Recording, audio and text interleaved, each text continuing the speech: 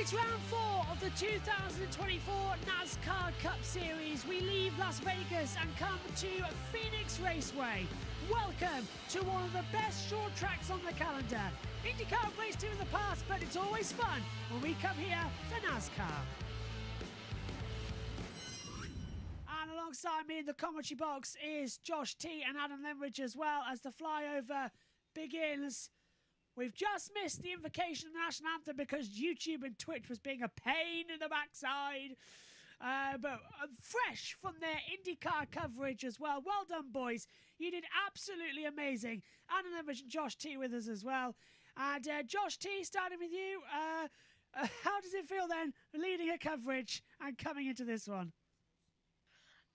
Hello everybody, it was absolutely incredible and I can't wait to do it again. IndyCar, what an amazing series to lead. But looking forward to NASCAR. It's been so busy getting ready for NASCAR. I haven't even been able to print off the spotter's guide, so all good there.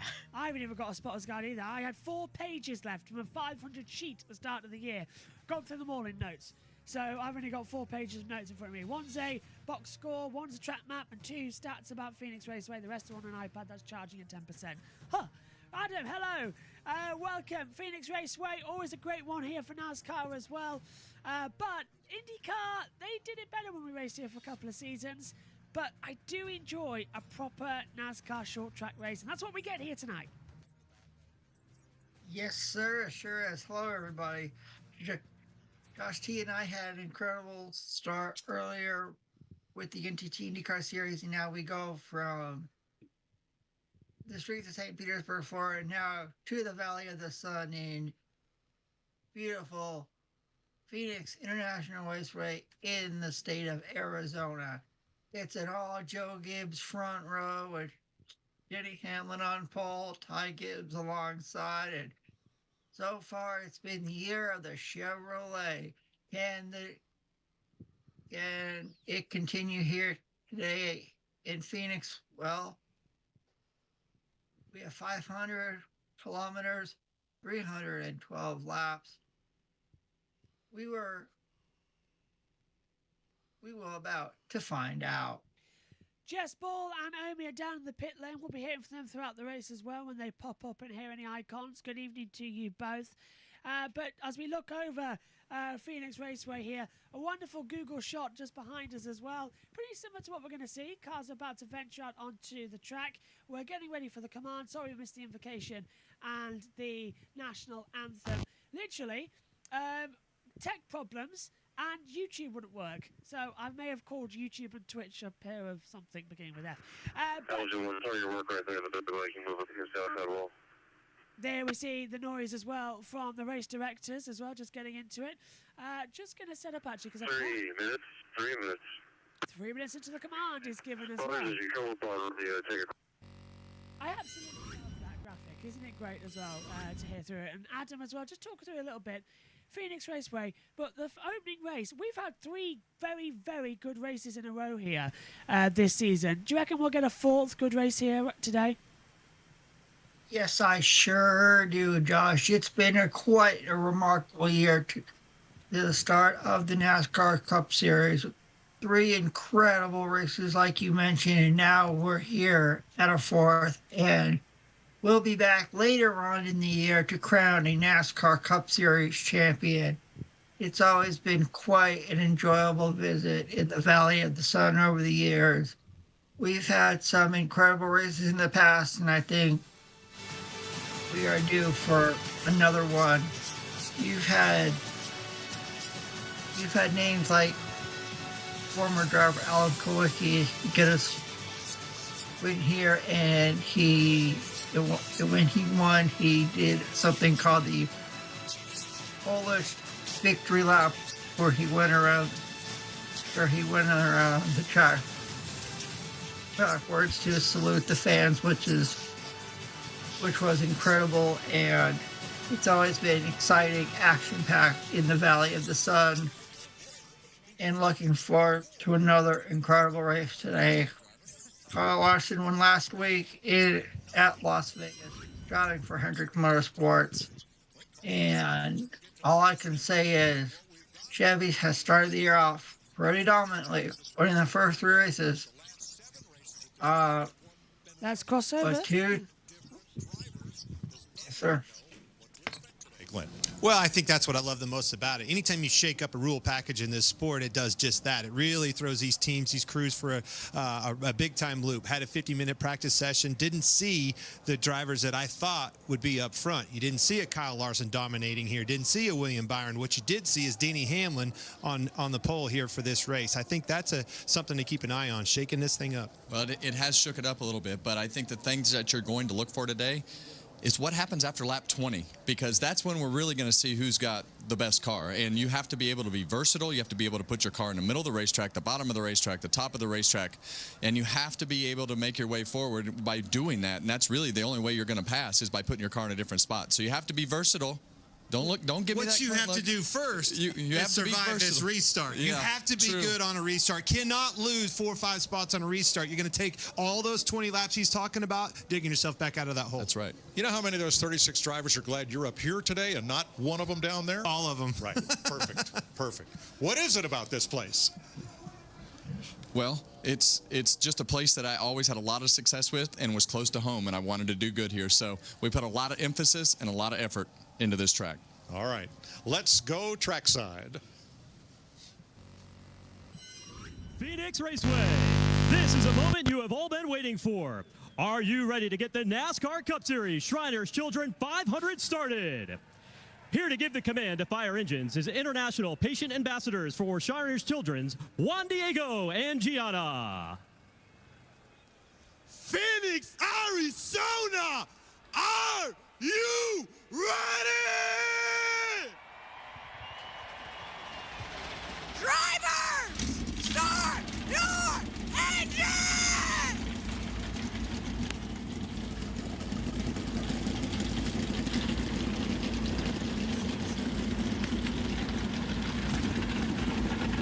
Engines fired. We're ready to go. Let's get all the latest. from Ready to trackside. race in the Arizona desert. Glad to have you with us today on Fox. So we're almost ready to go. The field will be ready and steady. Josh T's just buzzing us all, but he's with us as well. Josh, Spotter's audio, as always, working extremely well. And everyone, a couple of minutes before we do go off today. We'll give the green flag the 5th time by. Fifth On the time. 2nd time by, we'll get everyone single foul. We'll come in pit road off of turn 2 for our pit road speed run. Make sure we keep everyone closed up, nose to tail. We're making the run down pit road. No point. No point talking over When we that. come off with them, double back up. And be giving maybe 1 to go all in lap. So, yeah, it's Give the driver the general reminder that on the initial start and all restarts, they need to be closed up, nose to tail. The front row will establish the lanes on all the restarts on the initial start, and those lanes must be established above that inside yellow line. And you must remain above inside yellow line until you're past the start-finish line on the initial start and all restarts. yeah, and well, what the officials have just said there is that Elgin, you're clear to drop down. Elgin 1, you can take, Elgin, you can take it home. Elgin 1, you can take it home off turn 2. the yellow line doesn't matter at the dog leg. The inspectors of the drivers to participate. Daytona, you can't race below it. Phoenix, they don't care. All right, everyone, you can put your arms down. Take a photo around the cars. Make sure everything is safe and secure and nothing was left behind on them or along the outside wall. And show them 5 as you walk away. I mean, The it's fun officials hearing say that, go but with he just got on a bit, doesn't he? It is a very busy Go ahead, Owen. pre-race. I'm loving it. 10-4. Thank you, Owen. You're hearing all of the stewarding information from race control that controlled this race. Phoenix changed. Elgin, help. Phoenix changed. Thank you, that's work. Let's go to Fox. Grand Marshal cars, go ahead and use off. It's one of those days where we rate to go racing. 312 laps, 500 miles in total. It's not going to take that long. It's about 20 seconds average lap time round here. Not a lot of time. Close racing, fun racing. sit back and enjoy NASCAR watch-along coverage on JB Motorsports.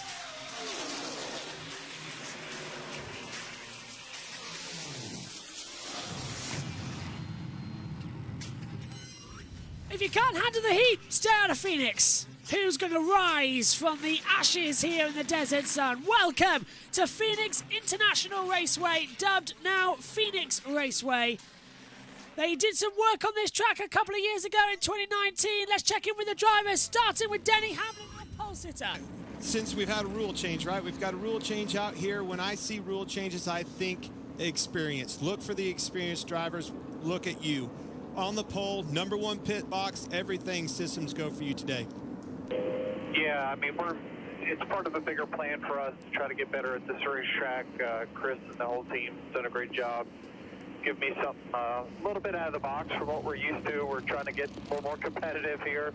So it's obviously been a great start to it. All right, buddy. Good luck out there. Hold them off. Thank you, guys.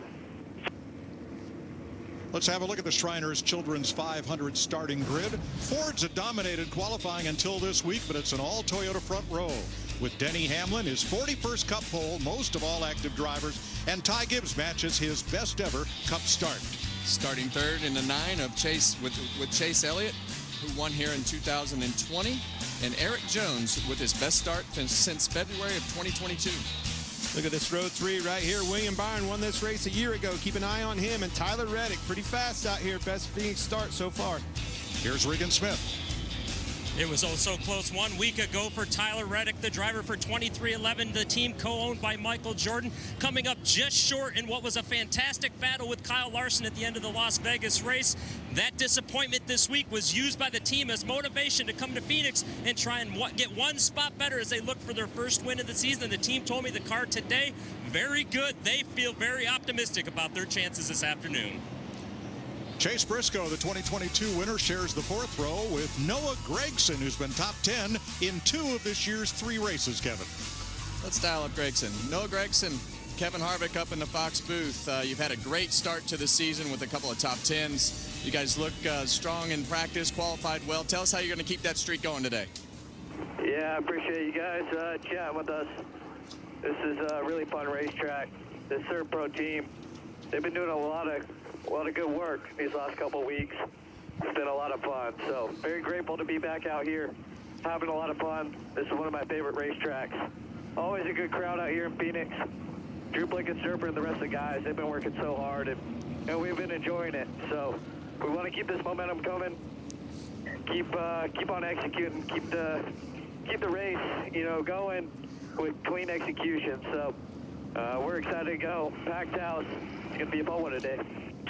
All right, buddy. We appreciate that bright car. Will do good for us. Yeah, these Third Pro colors look great. We'll put on a show for you guys. Thank you. Row 5, Michael McDowell from nearby Glendale finished 9th here last fall. And a surprise in the top 10, rookie Carson Hocevar making his second Phoenix start. Row 6, Martin Truex Jr., the 2021 winner, and Ross Chastain, who won here last fall. Row 7, Christopher Bell, really fast in practice, and Chris Buescher, who was 5th here last fall. Row number 8, Daniel Suarez, the Atlanta winner, and Ryan Blaney, the series champ. Here's Jamie Little. Well, Mike, last time Ryan Blaney was here, he finished second and won that championship. In fact, he's finished second the last 3 straight races here at Phoenix. I just talked to him before he got in the race car, and I said, where do you need to be better to get one spot better? He said, off of turn 2, I need to execute better. We need to be a little bit faster on pit road as well. They're coming down pit road as well to go through the entire field. Hamlin, Gibbs, Elliott, Jones, Byron, Reddick, Gregson, Briscoe, McDowell, Hocevar the top 10, Truex, Chastain, Bell, Buescher, Suarez, Blaney, Larson, Keselowski, Nemechek, Steinhaus Jr. alongside Hemrick, Wallace, Logano, Burton, Bowman, Cross alongside Price. Then we get Smith, Gilliland, Dillon coming in there too. Busch, Grala, Haley, Cindric, Cordiger, and Josh Berry standing last overall in 36th place. They're coming up behind the pace car. Almost time to put pedal to the metal and start. Do that again today. There you go. Pace car's good to go. Oh, it's very loud. That's very, very loud on the back with the spotters audio. Hopefully we'll get that sorted soon. They'll get the one to go. Lights all around. One to go. One to go on the pace car. Almost set. In the inside lane. Yeah, we need that off for the start because they're going to go green, aren't they? There's a crash. It's going to be over, and that's going to be fun. Coming to the start then. Once again, a reminder for the drivers, when the caution car drops off in turn 2, make sure we're maintaining pace on the front row. Everyone closed up behind them. Once the front row reaches turn 3, make sure we stop all leading at that point. Everyone's closed up. We're in Phoenix, Arizona for the start of the race. Who is going to have this one on the back? Keep your fingers crossed. This is going to be a close one. They line up Hamlin, Gibbs, Elliott, Jones, Byron, Reddick, Gregson, Briscoe, McDowell, Hocevar, the top 10. 125 laps is stage 2. 127 is going to be stage 3. That makes up 312 the scheduled laps for 500 miles. 60 laps stage 1. A nice breeze to the finish. Average pit stop window 92 to 98 laps. That's the fuel window. Well, remember that to go in. So stage 1 should be good. We're ready. We're steady. It's week 4 of NASCAR 2024. Who's going to have the best run? Hamlin will go down low. Gibbs up high.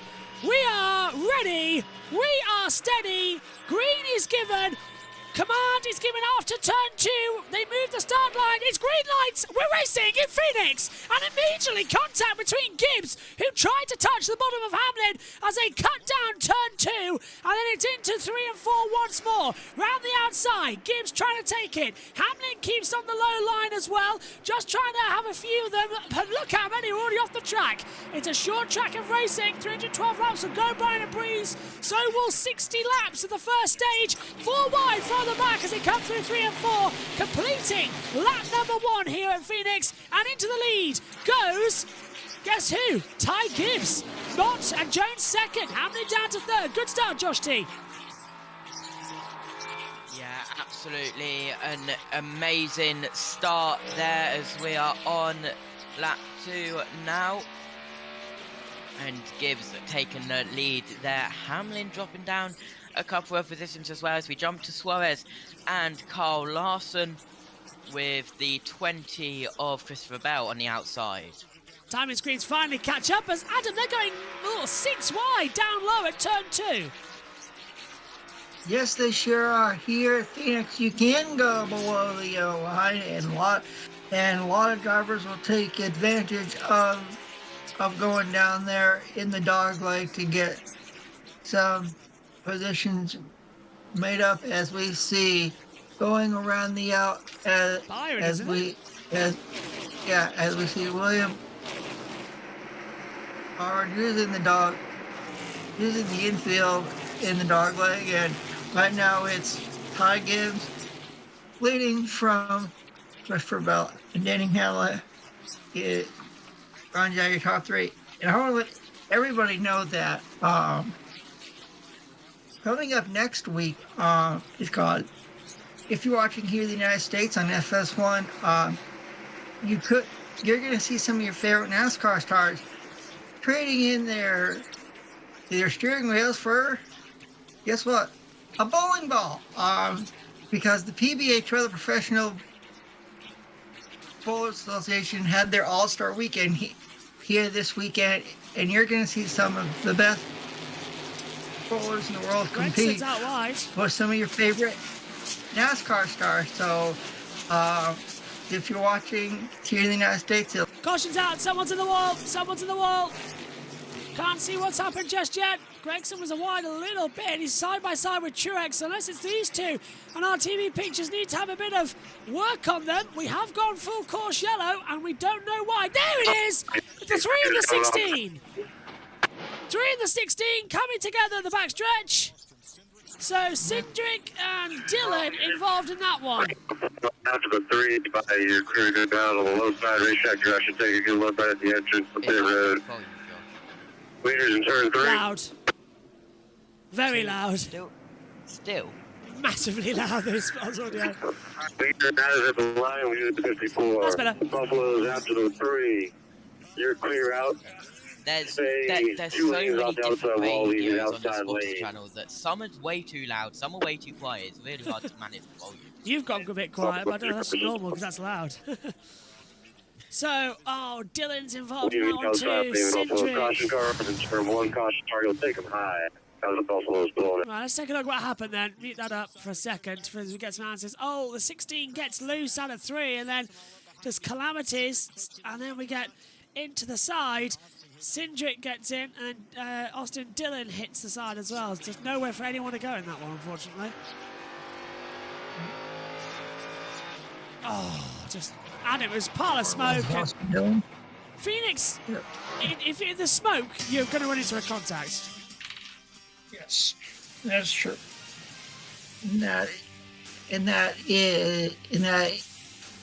is Derek Krause in the number 16 car for Pollard Racing this. No, I believe that is Cosgralla in the number for Pollard Racing this week.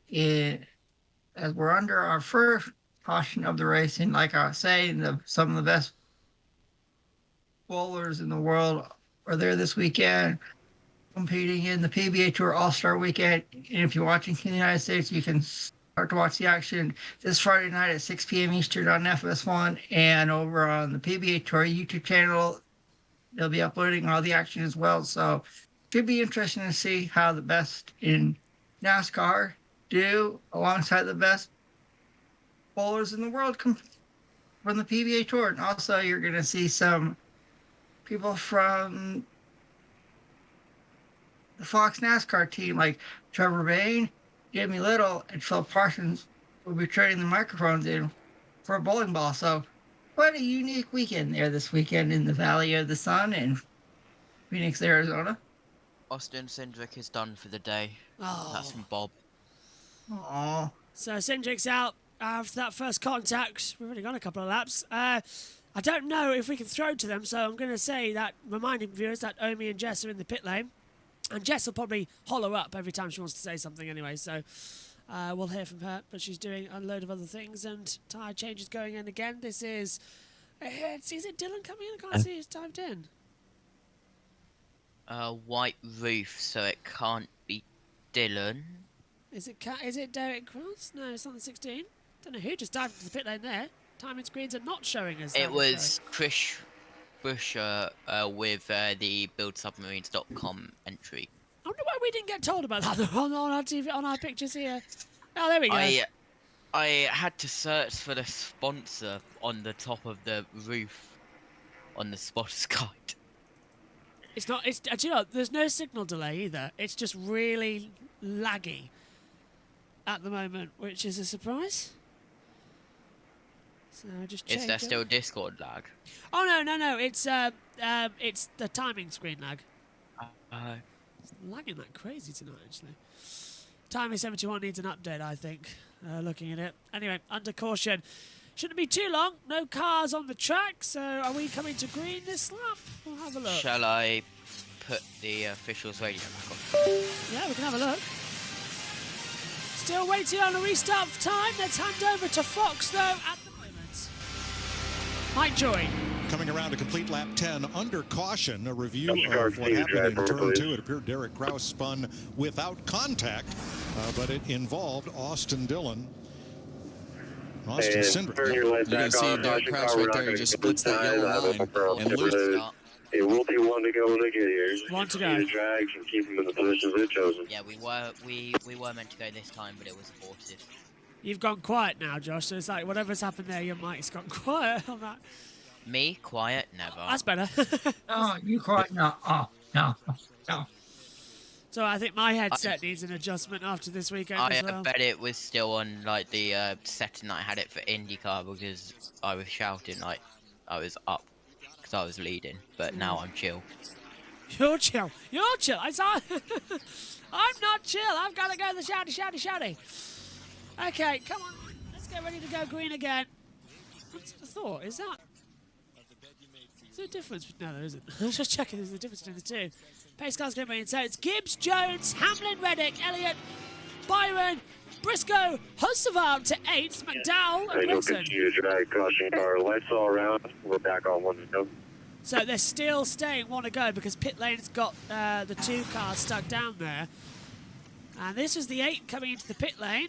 Oops, just gets it on the duck. What's happened here? Side jack up, tyre goes on, free tyre rolls back through pit lane, and they've left a tyre. Okay, that seems to be a good little pit strategy they've got going on down there with the 8 car. Yep. Fuel, there was touching it, and no, not too many mechanics over the wall. New Garden was dominating. Hello, yes, go on, just JT. Did you see the pit lane incident at St. Pete with the fire?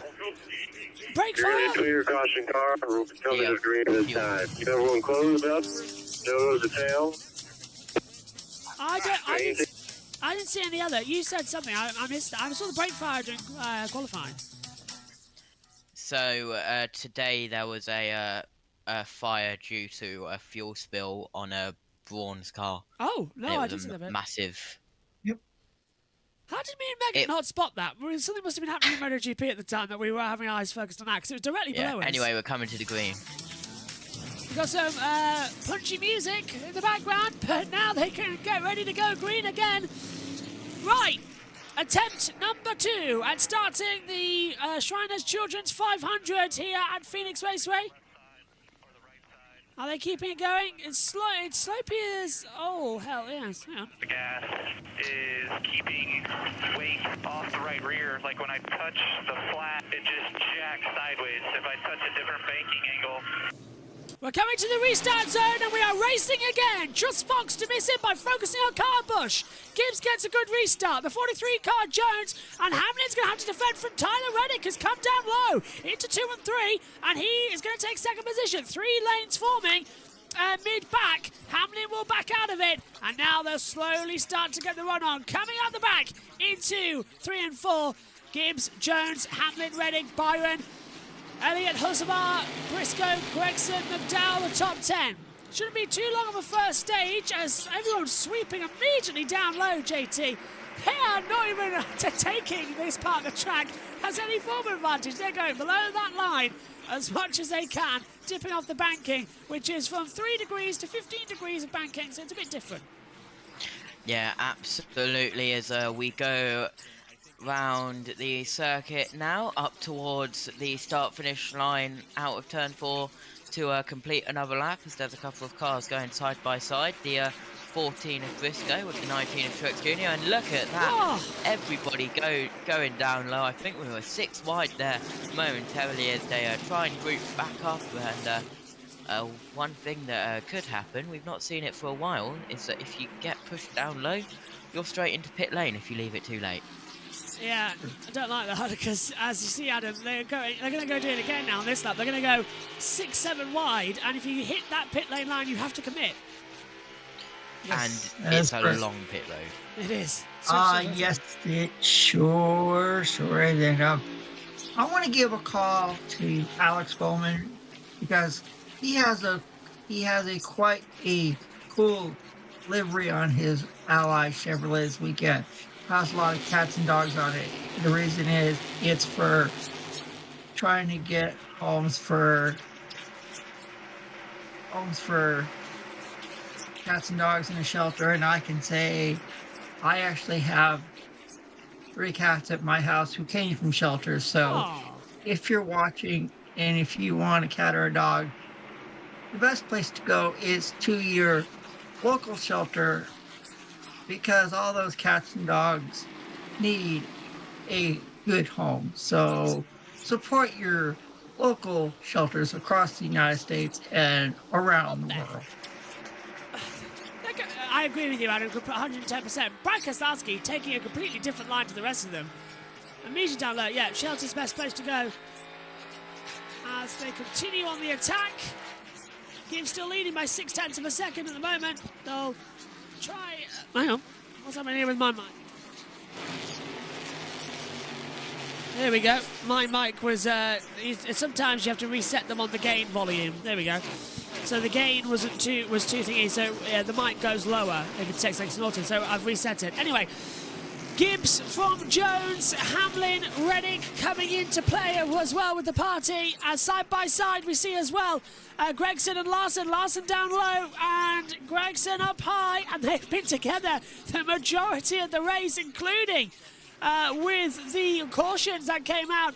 And Larson's almost pushing him in the wall. Larson immediately goes down low, tries to get a bit more speed to cut him off, and it's not changing that much. Gregson's staying side by side. They've been together, as I say, 20 laps completed the 60. Stage 1 will fly by, even with cautions, and since stage 2 that takes a bit longer.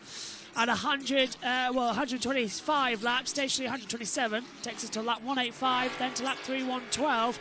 Well, we might see overtime here. We often do at Phoenix, to have to remember what their finishing order will be. But Gibbs certainly at the moment leading it brilliantly. 21 laps completed, 292 to go. And that's a bit of a lift there, actually, as that's a move further back because Truex has dropped back a position. He's on the back of Blaney. Oh, and he's pushing Blaney now. Never mind. Great move.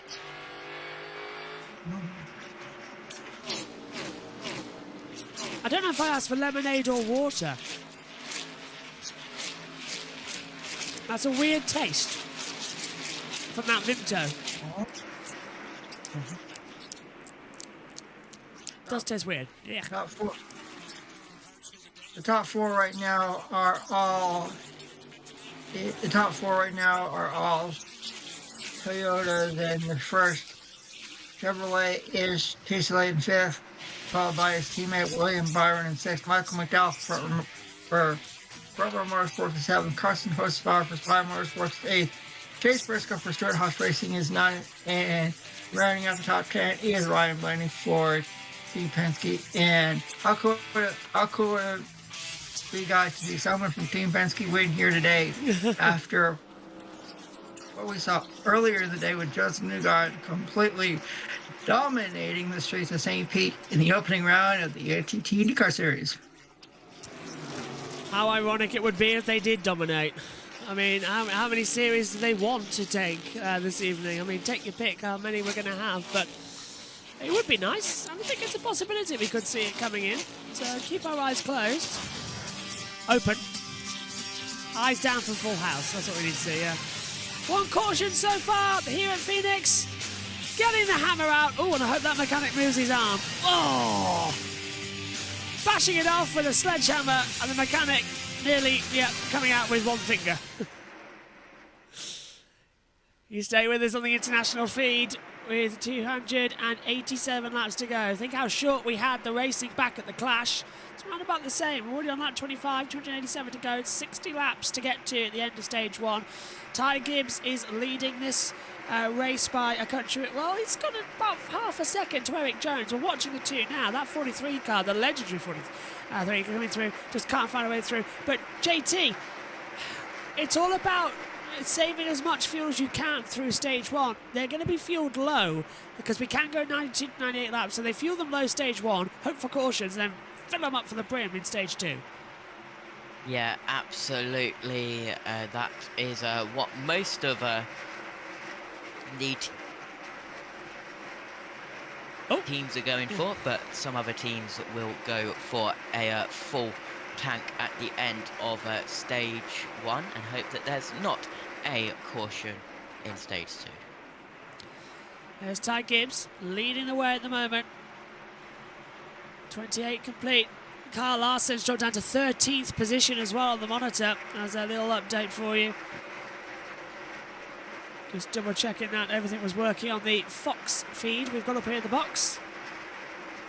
We have the international pictures that I look at, and then via DD12 we have the Fox stream to keep an eye on. Same with when we go to NBC later on in the year. As lap 29, we've been focusing on Gibbs for a while now. Yeah. I thought, oh, Gibbs was focused on him, it's making me dizzy, and then it's making me yawn. So it's like, whoa, what was that? Josh Berry now in the 4 car. The Sonny D coming up high. He's up to 21st position as well after starting towards the back. as Gregson and Larson continue their little battle. And Gregson getting a little bit sideways. Larson gave him a rear bumper tap, and finally Larson goes through on the inside. Gregson would not be happy with that. It was a proper bumper-to-bumper manoeuvre, and he's gonna get his fists out for that one, I can tell you that. Coming up on returning from Fox's ad break shortly, just to let you know. Coming up now.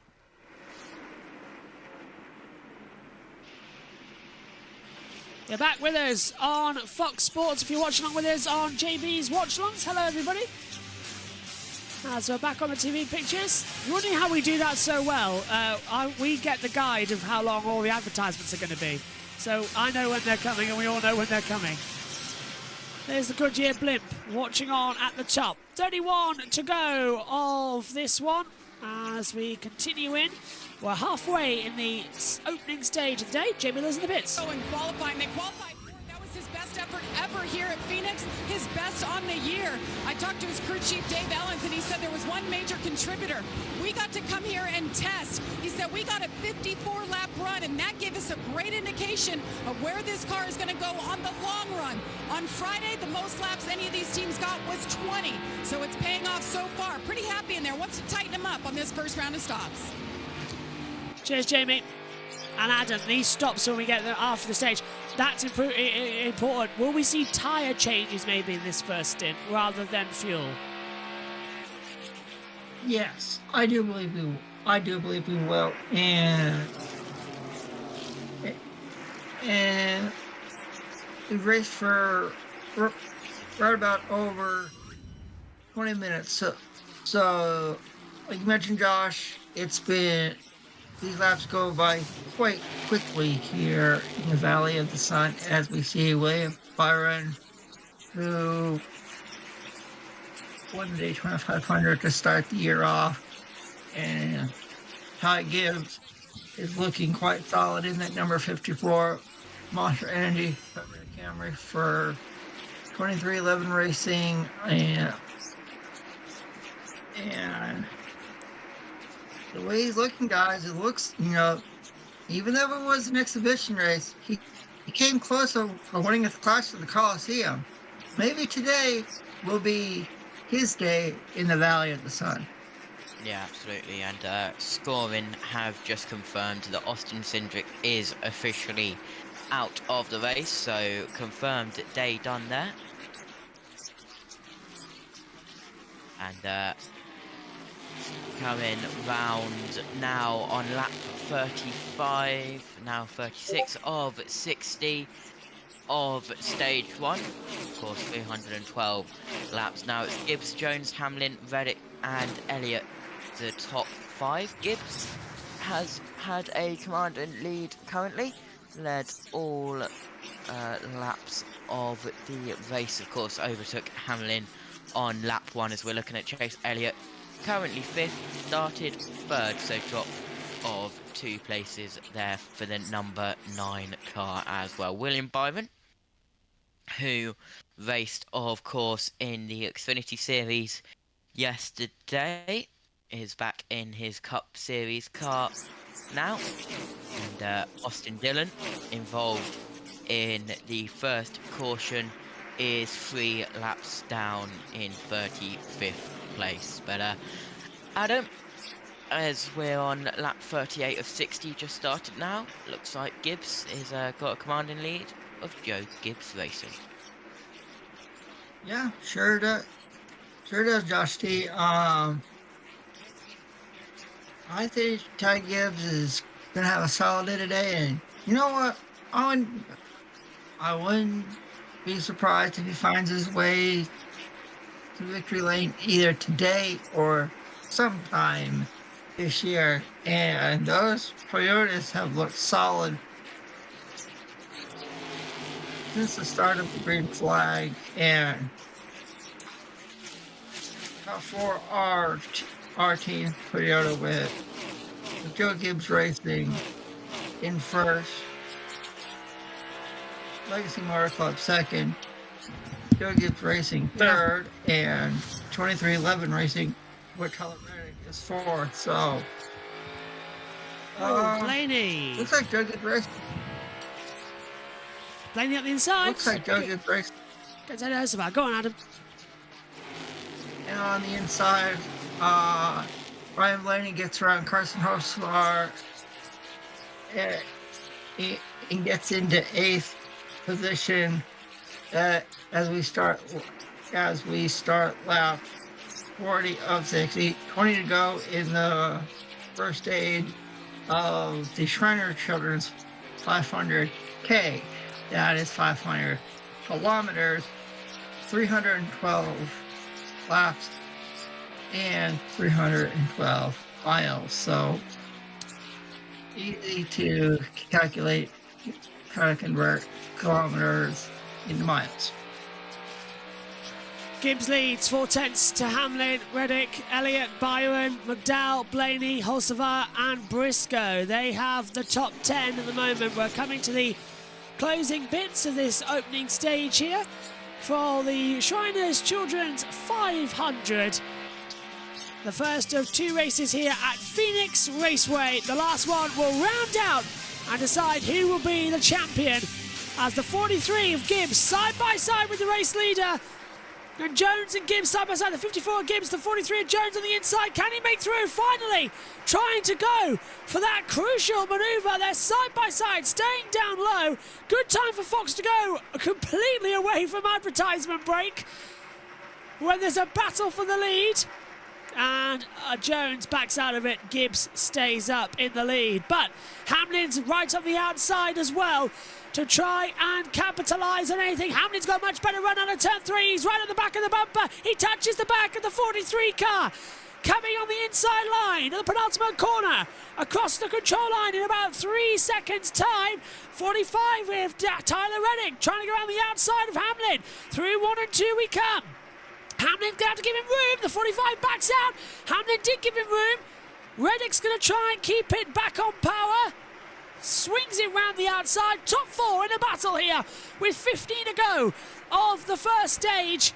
Reddick keeps on. It's not that long a lap here. 27 seconds. So 60 laps equals 30 minutes of running if we go green flag. Still closing together.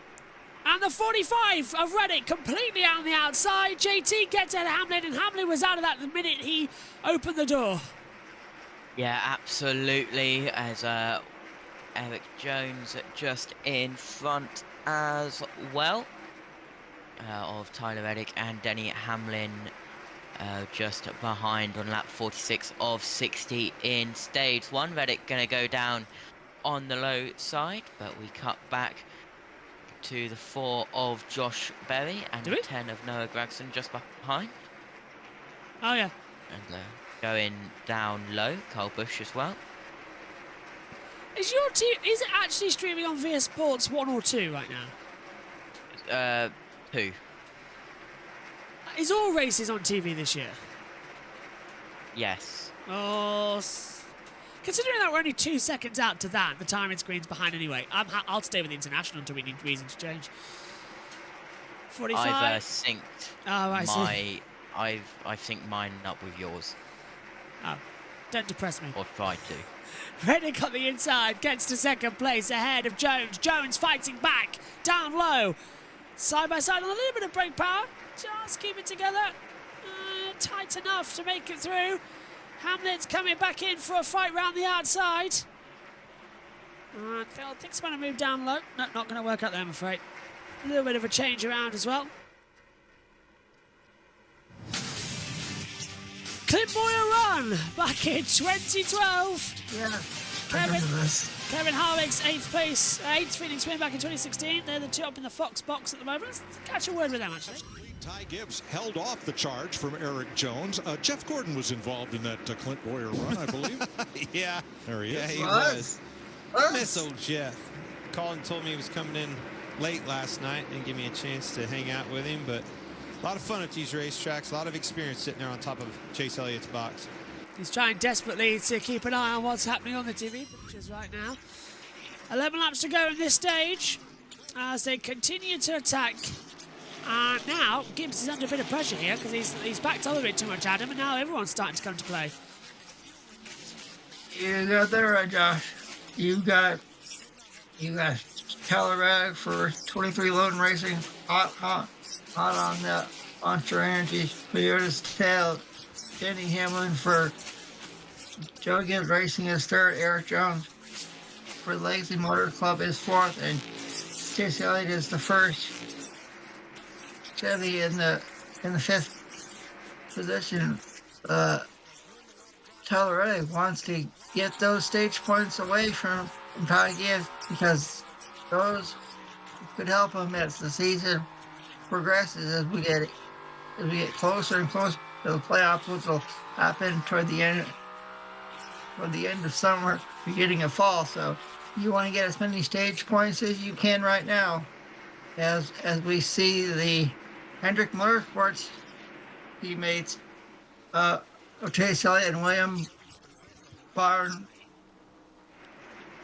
battling for the fifth position. It's top two Chevys right now, and coming Mark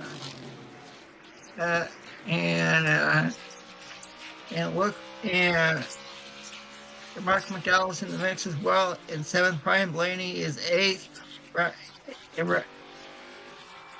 Chase Briscoe is ninth. Martin Truex Jr. is 10th. So you have five Toyotas here in the top 10 if we get ever closer to the end of stage one. You see the gap there as they came out of turn 1 and 2. The degree to the banking, it's 7 degrees through the first two corners, and he dropped down low from 11 degree down to 1.5. And it's just such a slam on the front suspension and the body kit as well. I'm surprised they don't rip off the front fender. Cross then, coming into the end of this stage, 7 to go, to run about 3 minutes, and Josh T. Cindric's out of the race, but Dylan's still out there, 4 laps down on the back of the running order. He will get the free pass next time, but it's going to be a lot of free passes to get back in the lead laps. Yeah, absolutely, as we're having a look at the 45 of Tyler Reddick on Gibbs for the lead. Down low, keeping on. This is, of course, for stage win and crucial stage points that could play a factor, will play a factor when we get to the playoff season.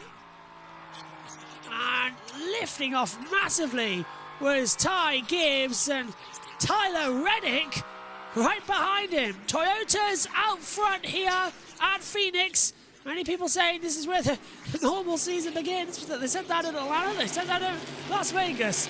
Daytona proved that this is going to be a season like no other in this year. For 6 laps to go. Is that still correct? 2:58 to go. What lap are we on? Is that frozen again? 54, 56, yeah. Timing screen down here on timer 71 has frozen. Now it's back up. Glitches like crazy. 4 to go. About to become 3 to go. It's so quick a lap here, it can't catch up. In down low. Look at Hamlin. He's waiting to pounce as well, further back. Ty Gibbs looks like he's going for a summer day's breeze. Keeping it out front nicely. Now keep on the power.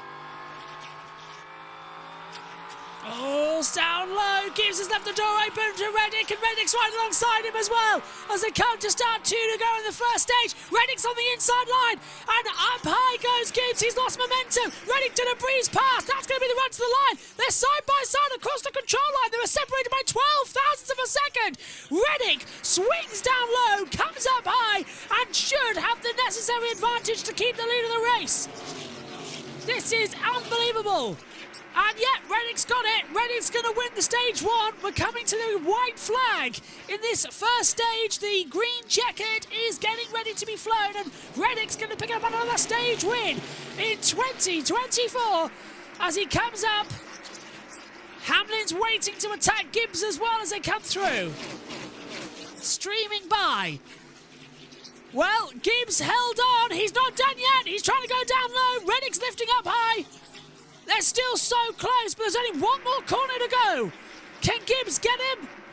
He's 3/10 back. I think it's safe to say Tyler Reddick exits turn 4, takes the green checkered flag, and wins stage one. Here are the Shriners Children's 500. Great stuff. As they fly again. Where is that flag line? There it is. Coming out now. To you, Josh, but this Now. is the last lap. Now we're here. Now we're Yeah. here. Cross the line. That flag line always confuses me because they've moved it back from 4 into the exit of 2. There we go. Reddick takes it. Brilliant. Well done. Caution flag comes out. Gibbs, Hamlin, Jones, Elliott, Byron, Blaney, McDowell, Briscoe and Truex takes it. Fantastic. What a stage 1. That was completed in around about, how long? 34 minutes, including a caution.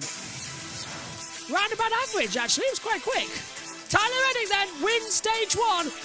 What are we going to see when we come back and have action again? Josh. Yes. Joseph Newgarden's total laps led on road and street courses in all of 2023, 35 laps. First race of 24, 92. So he didn't need 8 laps. That's the way. Dudes. It's the way the cookie crumbles, Oh isn't my. it? Oh, whoa. Is Jess around? I'd love to hear what she made of that one. I know she's probably watching, but... And are they coming down pit road this lap? No, they're waiting for the caution and backing up. Pit lane is not open just yet. So, end of stage 1. Let's take a look at the battle screen and see what we're dealing with here from what was a very exciting opening stage. So, cautions for the 16, the 2 and the 3 at turn 2. But stage 1, one caution only, 34 minutes in length, not bad at all. We're now into stage 2 with how many to go? 250 to go. This second stage is 125 laps. We have 124 remaining on the battle. And I wonder what we're going to see. Oh, yeah, Josh. I want to give a call to George Hampton in the YouTube chat. He says, well done, Josh T, for earlier. When do we get Adam leading? He encouraged me to get me excited for F1, and then he says, no worries, Adam. What series would you lead comment best on? Well, I don't know. It's called. I enjoyed being with Josh T for the IndyCar race, so I could probably do IndyCar. I mean, either that or if we do the Adelaide 500 at the end of the year for the good point, yeah. Ripco Australian Supercar Series, that'd be kind of fun for me. But well, let's call it maybe one race this year. I don't know. Josh, would you? Maybe I could be the commentator for IndyCar race for one race this year. If I'm out on one, sure. There's plenty of that clash. Thank you. Let's see what we can do. Coming up, let's go back to Fox under the commercial break. Toyota's out front. Reddick, Gibbs, Hamlin, Jones, then the Chevys of Elliott and Byron, and the Fords of Blaney, McDowell, and Briscoe. Jamie? Well, Mike, Christopher Bell got a new pit crew at the start of the playoffs last season. Those guys helped make it to the championship 4 right here in Phoenix, and that change was made permanent. So now let's say hello to Team 20. Blake Houston, front tire changer, former baseball player at Catawba College, 2023 Pit Crew Challenge winner. Michael Hicks, rear tire changer, the crew chief from my 9-year-old little girl go-kart racing, 50 career plus cup wins, 3-time Pit Crew competition champion. Jake Holmes, I'm a tire carrier from Westboro, Massachusetts, former college running back, former Coke 600 winner, and I'm the current Pit Crew Challenge champion. Darrell Evans, Baltimore, Maryland, Jackman, former High Point University shooting guard, 2018 Daytona 500 champion, 2019 Xfinity Series champion, and last but not least, Cameron's dad. Peyton Moore, Bueller, former all-conference linebacker at the KSU. Did you see the neck on that boy? I am not messing with that crew. And they are ready to go to work. Shooting guard to Jackman. I want to hear that story. Oh, the story is we have a lot of athletes on pit road, and I hope as we go through the year that people realize the amount of athletes and what it takes to pit these race cars is just really over the top in the time and effort that they put into it. And Westboro, Mass, there used to be a great little quarter-mile speedway there, just west of Boston. Really? Past Framingham, yep. They're ready. On the ready. Tricky pit road, Clint. Very tricky. And a busy one. 34 cars on the lead lap, all eligible to pit this time. There's the free pass car, Austin Dillon, going out and around. First test for these pit crews today.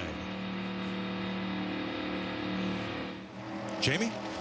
Eric Jones been solid so far in the 43, comes in fourth spot, lacking lateral grip overall as he runs. Stayed pretty good on the fire off the 9 of Chase Elliott. Said he gets squishy free on the left rear. Wants to tighten it up just a bit for the start of the run, but pretty happy. Regan. Tyler Reddick in the 45, happy with the balance of his car. A little tight at times, a little loose at times, wants to keep up with the racetrack in the 54. Ty Gibbs gets tight in the center, meaning the front won't turn. That causes the back to get loose on the exit. All right, here comes Reddick. He's going to beat Ty Gibbs. There goes Hamlin. Hamlin from pit box number 1 will get the lead. Well, that's what we talked about at the start of the race. I mean, that pit box 1 here is the most advantageous pit stall that we go to on the whole circuit. So that was a huge move for Denny Hamlin to get the pole today. Eric Jones lost 6 spots on pit road. That's what they're discussing. Ty Gibbs down 3.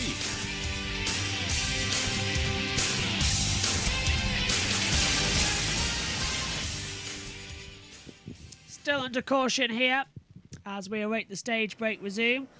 Josh T's got the official radio on in the background as well. Josh T, what do you make of that opening stage that we've had? Yeah, it was a good stage. And 42.51 per the camera, so some close battles there off of pit road, and continuing on from the IndyCar race, some very close battles and even some contact on pit road as well, and nearly some run over pit crew of the 10 of Alex Palou. That's how busy it was, and that's 2 wide with in pit road with 1 car stationary in its pit box. Doesn't go very well at a narrow pit lane like St. Pete, let's say that. Anyway, lap 67 of 312. Closing back up, ready for a restart shortly. Hopefully not too long, with the track just getting cleaned out there as well, making sure everything is fully safe to get going again. No sign of when we'll restart this one though, as we're into stage 1. That's why the caution's out. Field just coming by again. Might go 1 to go at the line. I'm trying to take a look at the flags and everything. It's actually going quite smoothly, this one, isn't it? This is back to what we like about NASCAR. Yes, it is. I think I was in the minority. I didn't enjoy Las Vegas. I thought it was a very processional race, but everyone I've spoken to says, no, Vegas was great. What was your take on it? You were in the box with us. I enjoyed it. It was, it was dominant. Yeah, it was a dominant day for Kyle Larson. I sort of figured it would be from a Hendrick Motorsports perspective, since they'd won here the last 2 times out. So I think we all knew what to anticipate here, but I quite enjoyed it. Let everybody know, next week we go from Phoenix to the high banks of Eastern Tennessee, a track that I've been to many times, and it's only an hour and a half from me. Bristol Motor Speedway is known as the last great Coliseum and the world's fastest half mile. I can't wait for it. It's going to be beating, banging, short track tempers are flaring, and you're going to see plenty of craziness on the half mile at Bristol Motor Speedway. So join us next Sunday to bring you all the action from the Food City 500 on the high banks of Bristol Motor Speedway. And coming to the choose 1 lap to go until green, Josh. And we I say may because I've got it ready and set up, but we don't know if they might not have it when the race is on. We may have a special treat when we race next week at Bristol. I'm so happy we're covering Bristol ourselves up here in the commentary box, because there's a lot of, shall we say, visual opportunities when we go to Bristol to have something alongside us on the stream. So we're keeping our fingers crossed. I mean, hang on, green flag. There's a possibility of one, maybe. Yeah. If they don't turn it off, that's the question. I don't think they will, but we should be good. Coming out. I don't think they did last year. They didn't. That's why I'm so looking forward to next week, because we can have it. We're green, ready, steady, go, go for stage 2 of the Shriners Children 500, lap 70. We are racing here again. Good restart. Danny Hamlin starts this stage like he did stage 1 from pole. And look how many cars immediately dropped down low below the pit line. Unbelievable. About 4 or 5 of them in a line, keeping it back.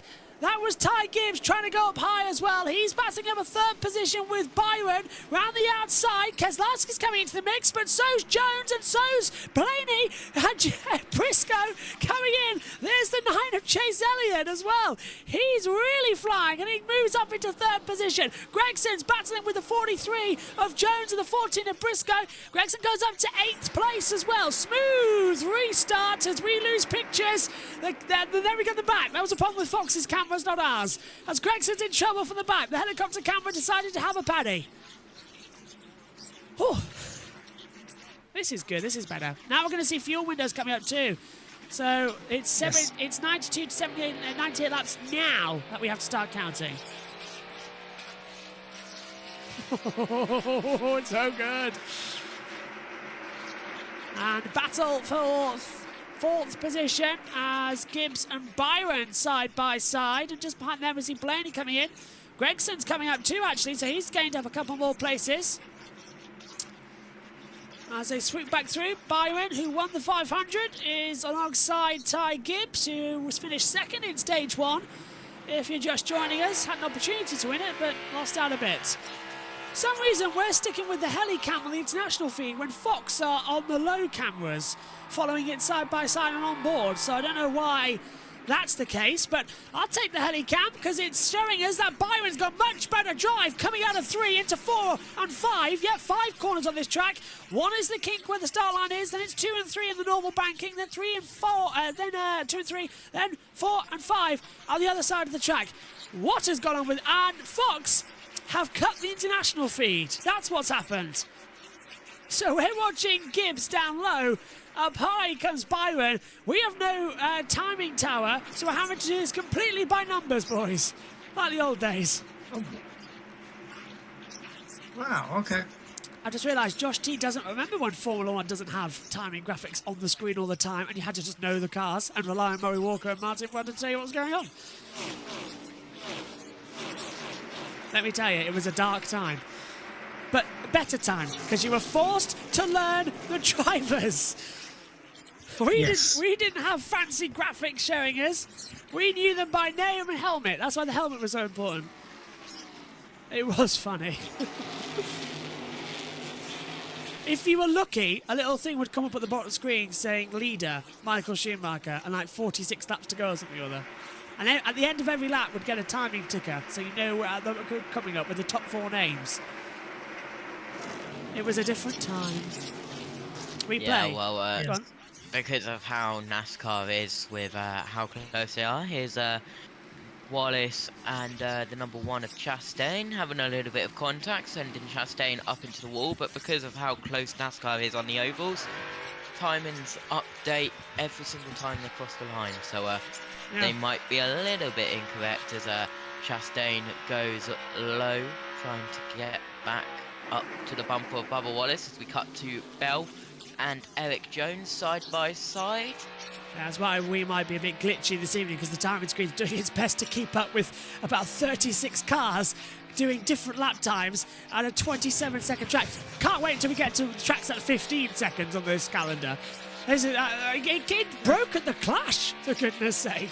So, good knows what we're going to have here. There's Truex on the inside of Keselowski for 7th position. Keselowski going way up high and practically just invited Truex in for dinner and coffee. Got him through perfectly. 18 laps into stage 2 here. We have a total of 107 left at Phoenix Raceway here in Arizona. They're flying by now, these laps, as they continue still going down below the yellow line. And that's the 47, correction, that's the 17 coming through on the inside to take a couple of positions. Chris Buescher passing the 34 and the 48. The Allied car that's in a bit of a different livery this weekend. A bit of a celebrational springy livery as they come through. And now we're seeing as well, that's a bit of a treacherous opener to this one, as Michael McDowell, no longer in the yellow car this weekend, in a different livery, changing back up. Gregson battling now up with Christopher Bell. Adam, what have you made of this stage 2 so far? It's come alive again, this race, now that we've put them all back together. Yes. Yes, it has, Josh. Denny Hamlin is doing what Denny Hamlin normally does, and when he gets out front, it's hard to pass him. And Tyler Reddick is having another great day for 4311 Racing in the number 45 car for in the Toyota Camry for legendary owner Michael Jordan. And Chase Elliott's running third for Hendrick Motorsports. Good to see him up there to another strong run. Ty Gibbs running fourth for Real Gibbs Racing. William Byron, who won the Daytona 500, start the year, solid fifth. Ryan Blaney, who won the championship last year here at Phoenix, sixth. Martin Truex Jr., seventh for Real Gibbs Racing.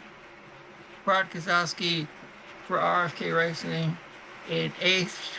Christopher Bell, driving for Real Gibbs Racing, is ninth. And running out your top 10 is Noah Gragson for Stuart Haas Racing.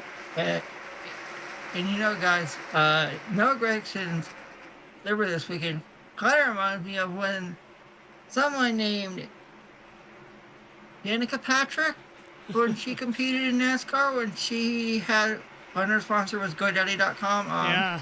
It's sort of giving me this same vibe this weekend. Would you agree? You would know. You are our Danica Patrick. Yes. Really bring you out for the American races. Oh, that's true. And it's called, all I can say is next weekend is going to be quite a calm weekend here at JB Motorsports, as we'll have coverage of the Formula E race from the streets of Sao Paulo, Brazil, starting on Friday with practice, and then we'll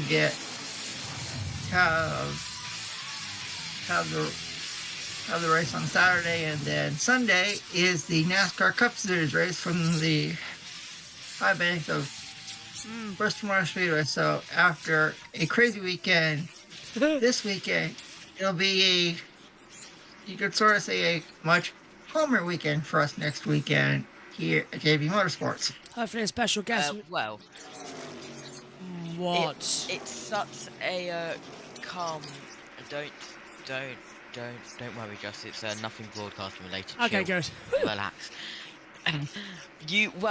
It's such a calm weekend for JB Motorsports that I've decided that after Sao Paulo at Formula E in the evening, I am going to go and watch a limit of 3,500 kilogram vans crash into each other and bash each other. And then on the Sunday, I might be back for the end of the Bristol race, because it's first visit to Brands Hatch of the year. Well, if you're not back for Bristol, don't worry about it. We can bring in another comp, and we will. By the way, which also means, Josh. Yeah, probably some from US, right? Matthew will join us. Yeah, go on. Because I'm at Brands for the first time, and it's before any of the British Touring car season kicks off, I can get photos of the track. You can. I forgot about that. That's brilliant. Yes. Brilliant. And also, alongside myself and Ed, next weekend there's going to be hopefully a special guest joining us for the race coverage. You're in practice, aren't you? Yeah. Yeah, but it's kind of I want to join you for the race too, Josh. I would say yes, but this special guest we've got coming up, if they say yes, is going to be very much on ball. So I'll have to push you into the pit lane. But fingers crossed, it's going to be good. Yeah, that works. But yeah, we're gonna if this guest says yes, if their schedule is free, then we'll have a very special guest joining us for the Formula E race in Sao Paulo on the commentary team. Fingers crossed. Let's go down pit road. We've got some info. And I can tell you, no real answers down here as to what took place. The pit coach for Hendrick just told me it's something he's never seen before. They could not get the wheel to tighten up onto the left rear of the car as they did it. Chad Knaus has been down here checking things out. Cliff Daniels down here going over everything with his team. A head scratcher. Not exactly sure if this is going to be something they're going to fight the rest of the day or not. Oh, brilliant. So that explains why Larson was struggling so much to pass Gregson earlier on in stage 1. He just can't find the overtake. And the car's twitching and struggling around. So problems then for Kyle Larson. Anyone who had him as pick a winner? You feel free to change, but I know you guys got Hamlin, did you? I had Kyle Larson today for pick a winner, Josh. Oh. And I have Blaney. Oh, I can't remember who I picked. Okay. I can't remember who I picked, actually. If I actually put it in on the Grid Tonight show earlier on in the week. I can't remember. Anyway, 54 goes around the outside then as well. Getting the positions in. So Gibbs, that's passing with Byron. So Byron's going down low to take a position away for 4th place. He's got Truex just behind. And Byron's going to have that inside line to try and get a position on. Oh, interesting. Can't wait to find out who it is, says Jess in the YouTube chat. Yep. Can I say Even I have no idea. Yeah, no. I'm not going to say it either. But, yeah. No one has any idea about your plans, John. What I am cooking, yeah. No. Well, I don't want to say anything. No. I don't want to say anything in case this person isn't available until later in the season. That's why. So, right now... You want it to be a surprise, Josh. Oh, hi, Jess. Yes, I want it to be a surprise. Hi, Josh. We'll announce... Well, when the tweet goes out about who's joining us for the race, you'll know on the Twitter. Have you been watching, Jess? I've been watching in and out because I treated my mum and dad to some food, which they love, by the way. They're actually watching they're watching MotoGP at the moment because it was now available on Discovery Plus, so they're watching it now. But yeah, it's been good. Gibbs was controlling him for most of it until we saw the likes of obviously Hamlin and Reddick come into play as well. And I hope to see more lead changes coming up soon as well. But it's been pretty clean for NASCAR standards, even though there was one incident early on in the race. I'm trying to see. So yeah, I enjoyed it. We've only had 3 leaders. Hamlin alongside Reddick and Gibbs. 90 laps to go in stage 2. Here for the Shrine of Children 500 at Phoenix. Gibbs goes out high again. Reddick's coming in. That's Truex coming in as well, trying to get a position back in. Just being delicate now in this one. There's a lot to play back on the power. So, action continues. Cindric's the only official out. Dylan got the free pass on that restart caution, so he's back up 3 laps now. Down. Kaz Grala down as well after contact early on in the race. Larson is having trouble. That's why he couldn't pass Gregson, and he's dropped back to 20th in this event, and that might be parked early. We'll have to keep an eye on that one as well. Racing for an hour, and I've done a 70 lap. We've done... Oh, hang on a minute, that's gone off. Correct, I'm wrong. I was right, my iPad has lost connection. It's reconnected to the Wi-Fi in the house, which isn't working. It was hotspotted to my phone, and it's decided to go rogue, which is why I can't tell you how many laps. Now, 88 laps to go in this one. We've been racing for... Well, it says actually 57 minutes, so maybe it's not as wrong as I thought it was. What's it say on the clock? What lap are we on? 98. I'm really confused now. There we go. All right, so the ticker was right. The lap was wrong. We've been racing for 57 minutes, and we're coming up on 100 laps. So around about 300. So 3 hours we might be here for. Takes your breath away, doesn't it, as well? That's 2 more hours to go, which takes us to 11. At 11 o'clock. Yeah, right about normal then, when we're off. And also, let everybody know, just about what Shriners Hospital is. They specialize in orthopedics and burns. So they are they do a lot with kids all over the country, and it is quite a remarkable sponsor of the race and a remarkable organization as well. So very happy to see Shriners Children's as the title sponsor of the race here today in Valley of the Sun in Phoenix, Arizona. Our colleague, Maddie Patterson as well, who suffered horrific burns as well in an accident. There's a new article that is promoting her new race team as well, and discusses her accident and her recovery. It's out on her Twitter, at Maddie_Paddy. I implore you all go and have a read of it. And I've retweeted it as well at Joshua Bush 99. So go and have a read of it. It's absolutely fantastic, the motivation and inspiration she is, and I can't wait for her to join the MotoGP team during this season. That kicked off earlier on today. As we see Hamlin leading the way by 1.7 seconds to Reddick, Elliott in third, Byron fourth, Gibbs in fifth place as well. To be honest with you, with Josh T being able to now do track audio, you're giving me a slight idea as to something I'm now cooking in my brain about things because of clashes. Let him cut. Yeah, there's a few clashes because I'm trying to do guess what? I'm trying to do another series. I'm trying to do a 16th series. Okay, yeah. No. But I'm just... Josh, you're going to be busy. Oh, but it's a good series. It's a good series. Is it one that I think? Is it the one that I think? I'm looking. No, well, it's the internet. It's the Women's Motorcycle Championship. That's coming up. Okay. On World I know. Superbikes. Oh, that's right. Cool. I forgot about that. Thanks, Chuck. Yeah, that's right. I forgot about the Women's Motorcycle.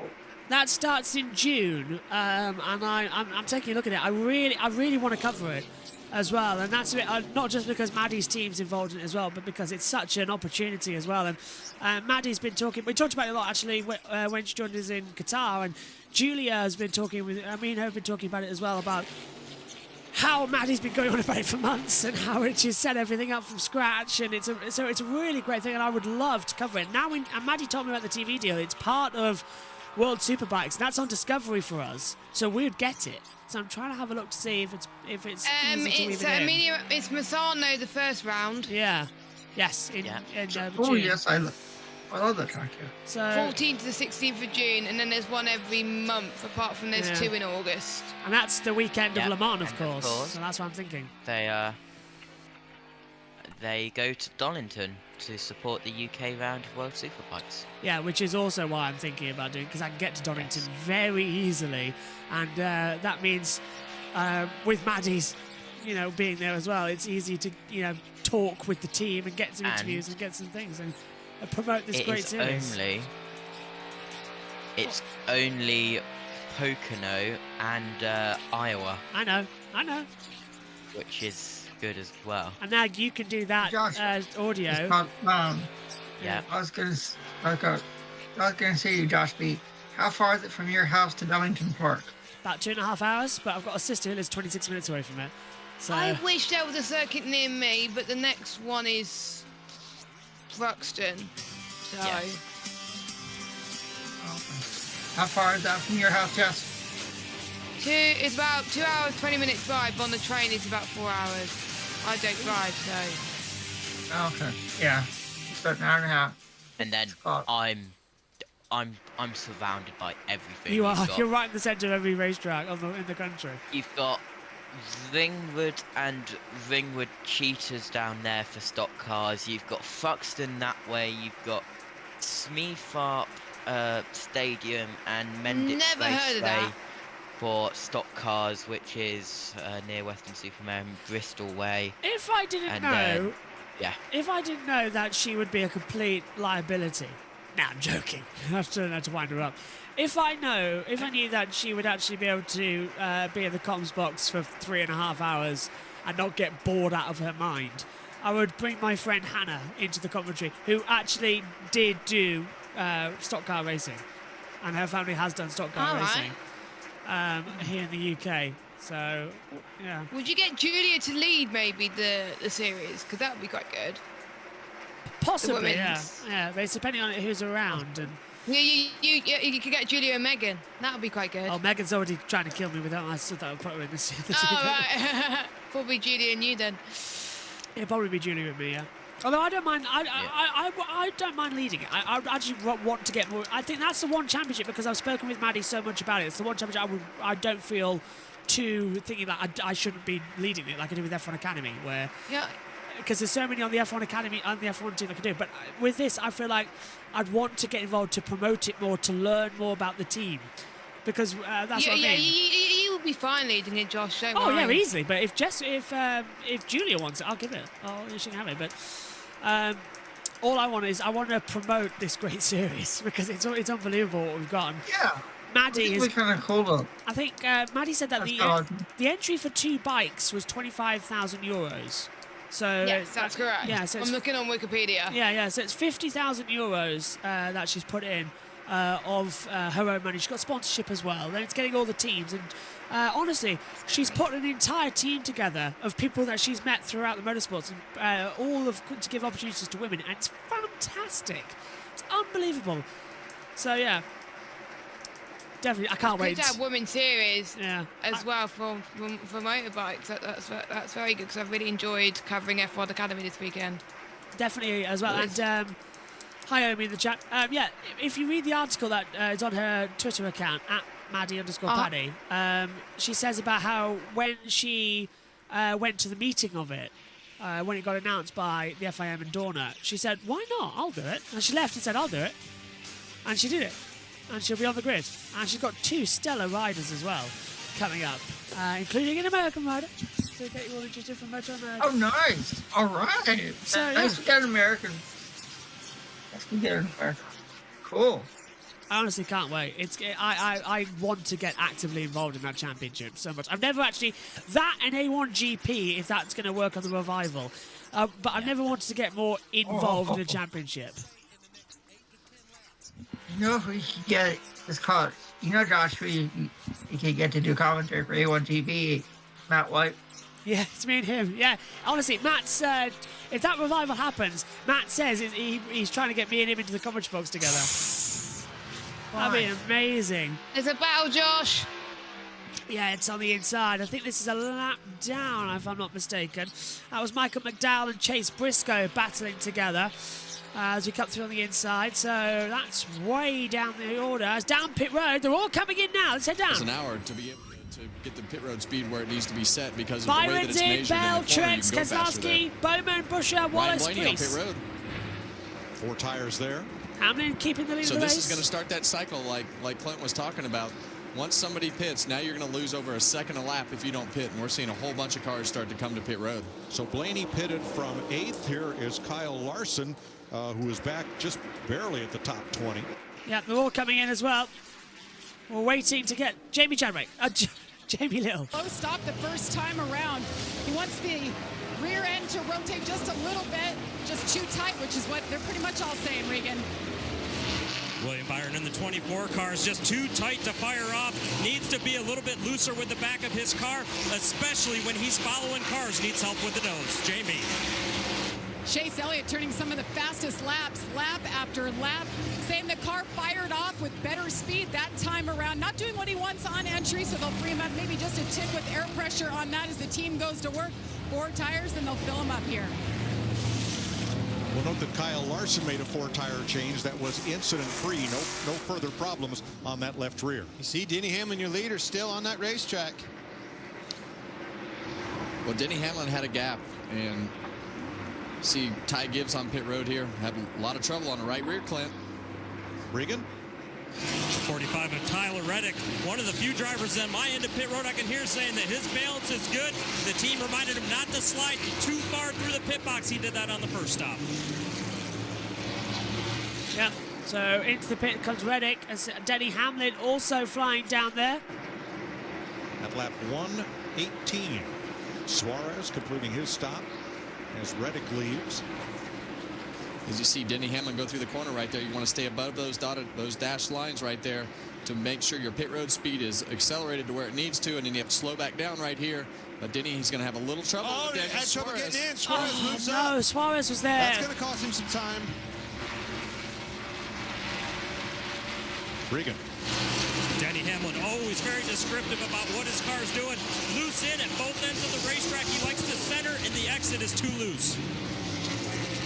Todd Gilliland is the race leader. Yep, that's after pits. Yeah, he hasn't come in yet, so he's got to dive in and change over. What an opening couple of gambits we've been having on these. Fuel window was 92 to 98 laps. And sorry to Jamie Little calling her Jamie Chadwick. That's because my next train of conversation was Jamie Chadwick's just started the Jamie Chadwick campaign as well. The Jamie Chadwick series. She's going to be taking young British karters and putting them into motorsport as well, similar to what we saw with Susie Wolf doing with women in motorsport. So it's going to be absolutely fantastic to see. Hello to everybody watching the chat. Right Fossil saying so many. Hang on a minute, where are we? Blah, blah, blah. Where's his first message? Hello, gang. I can't keep 1 week of racing straight. You are confusing me talking about series. I'm already confused. Yep, sorry. Well, it's been a long weekend for us. 8 different series we've covered. And me and Jess have literally been attached at the hip since Thursday. It's been like, we've spent too much time in the commentary box. I can't wait for this week to be over.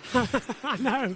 I'm willing this one to end quickly so that I can just literally have a lie-in tomorrow. It's been an absolute hell. Technology issues, 2 monitors blowing up on us, literally, as well in one case. And can I just say something, Josh, as well? Yeah. After my Creator Series race, which went horribly, by the way, never want to race Jeddah again.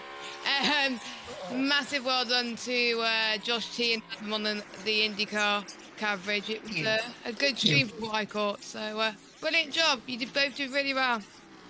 Yeah, I it agree. means a lot, Jess. It's called. Yeah, me and Josh T had fun on the season opener for the NTT IndyCar series. It was quite enjoyable and so if you didn't watch our stream, it was incredible. Yes. I mean, if you didn't watch our stream of the NTT IndyCar series season opener, after you're done watching this, go back and watch and see how Josh T and I did throughout the race. It was good. I enjoyed it. I felt like I was intruding on it as well, to be fair, because I was here at the start and I disappeared. No, you know. I did, because I had to do the MotoGP, but I tell you what, it's making It's me... your brand. Oh, I know, but it's making me a lot more confident that I can maybe miss a couple more races throughout the year as well. And God forbid I'm ever ill, we're going to be fine. Hamlin and Reddick. As we see Denny Hamlin, as we see Tyler Reddick and Denny Hamlin up there. Yeah, still handling it hard, aren't they? I'll tell you what, guys, I used to have terrible FOMO. If I was not commentating on it, I used to be really like out. You felt bad, didn't you? Like you were like, oh my god, I'm missing it. But you got plenty of streamers now. Exactly. You got loads. So you're all brilliant as well. So I feel now if I need to miss an event, bar F1, if I missed F1, I might actually scream the planet down. But things like F2, F3, Formula E, MotoGP, touring cars and that lot, if I need to take a race off, I know we're all in good hands.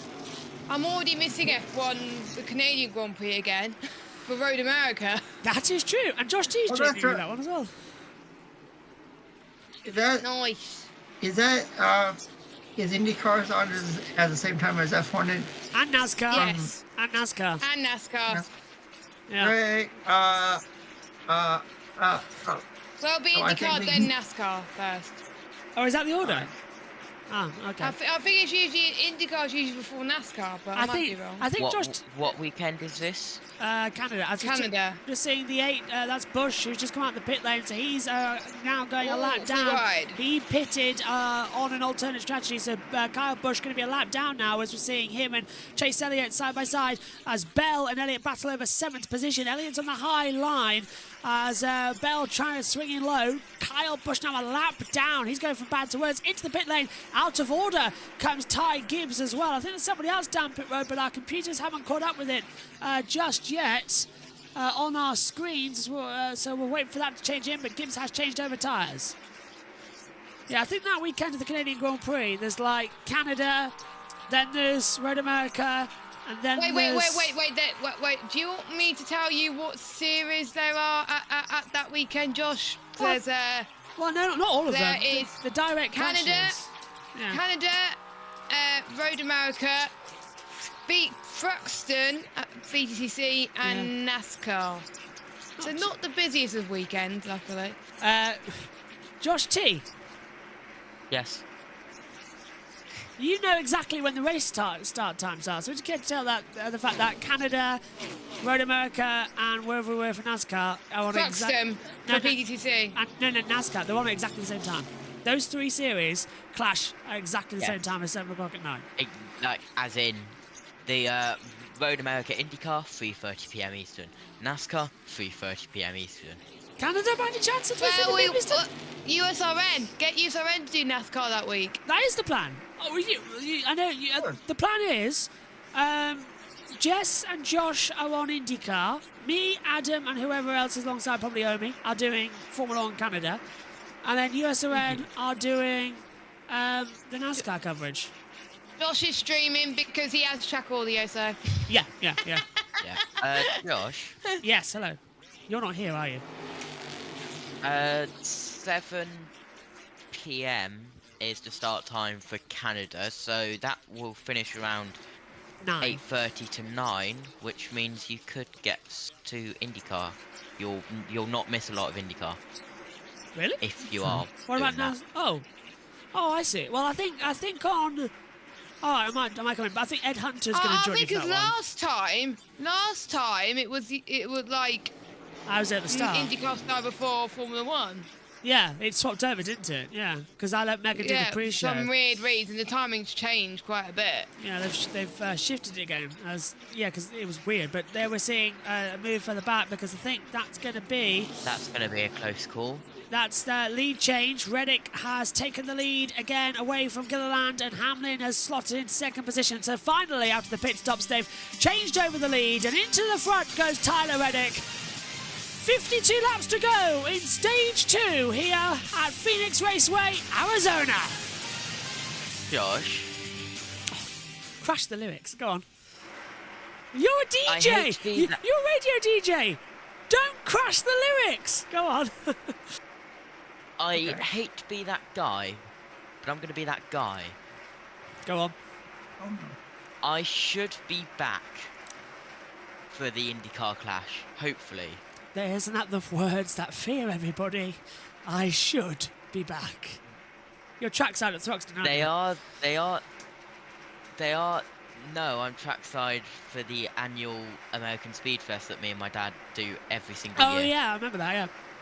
So depending on, but to be fair, I leave brands around 6. You'll get back into. If 2 hours, 8, it will just be touching it. What weekend is that? Is that 9th of June.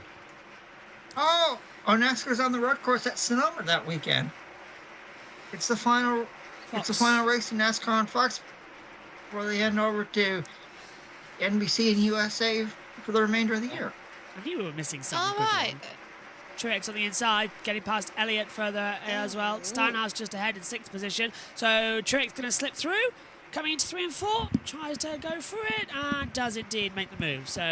And he's going to get Steinhaus too for 6th place. Oh, great couple of lines there, and swings it below the line.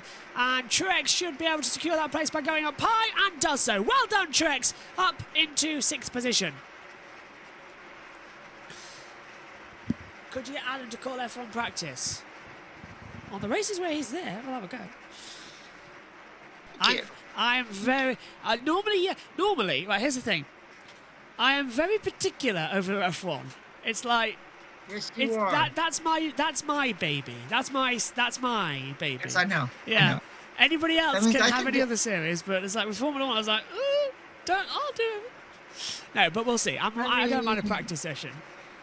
I mean, Jess took Yeah, this I mean, week. I can do it.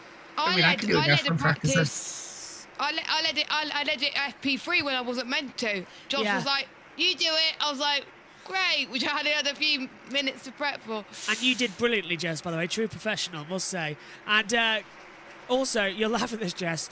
Josh T knows this. Adam, you'll laugh too if you don't know it. You might know it. We were going IndyCar, and I set up the commentary box B, saying, well, there's the clash, so I'll set up the box and I'll come back into MotoGP. You're back with us here on Fox, ready to go. Some more memories here. Jeff Gordon ties Dale Earnhardt with 76 wins back in 2007. That magical 3 flag coming out the side of the cockpit. There is Jeff Gordon watching. There he is. There he is, yeah. And in 1988, Alan Kowicki, who was an independent driver at the time, he did the famous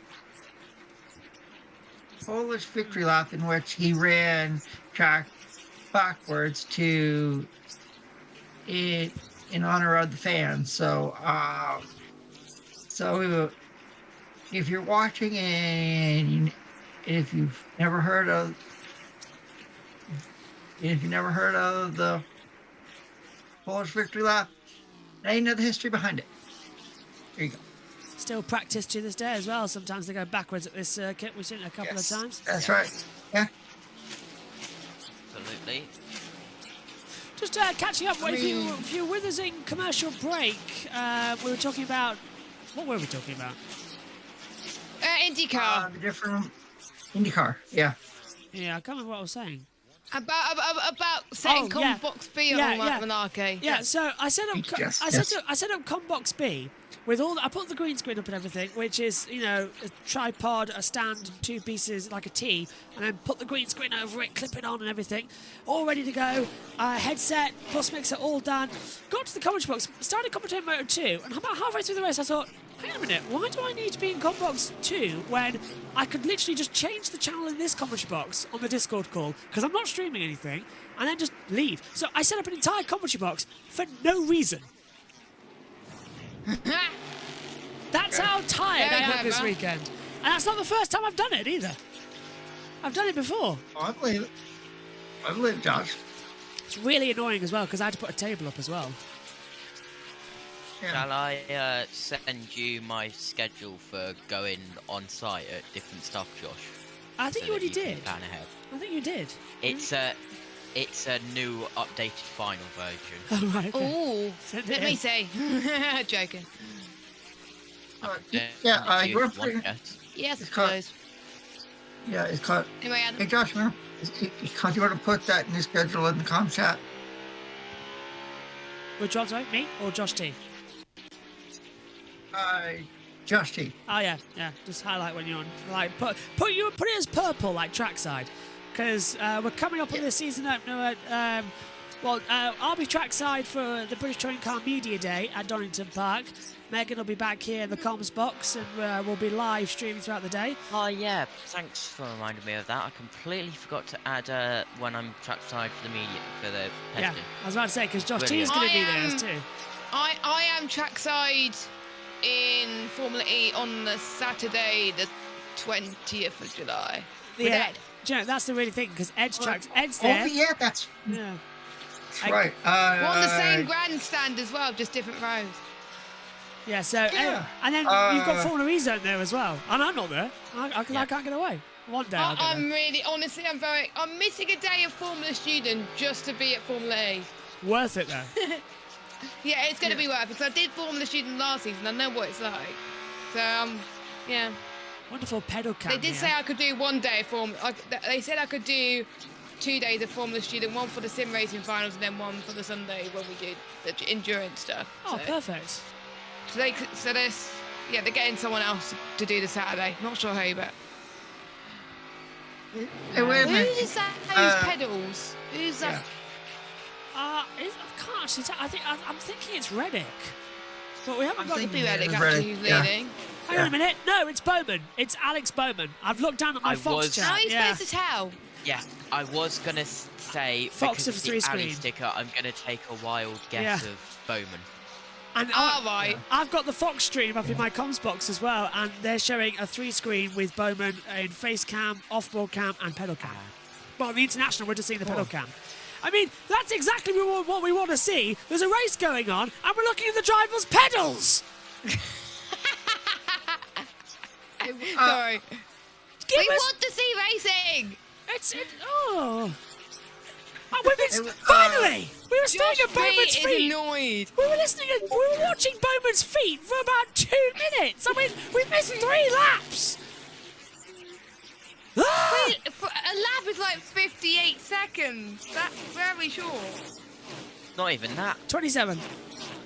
It's like 20, 27. Well, on the lap attacks I did, the best I got down to was 26, and we didn't. I thought there's no point showing it because it's 26 seconds. Wait, you could do a lap attack? If you have PlayStation Plus, you can download NASCAR Heat 5 for free and play on all the tracks.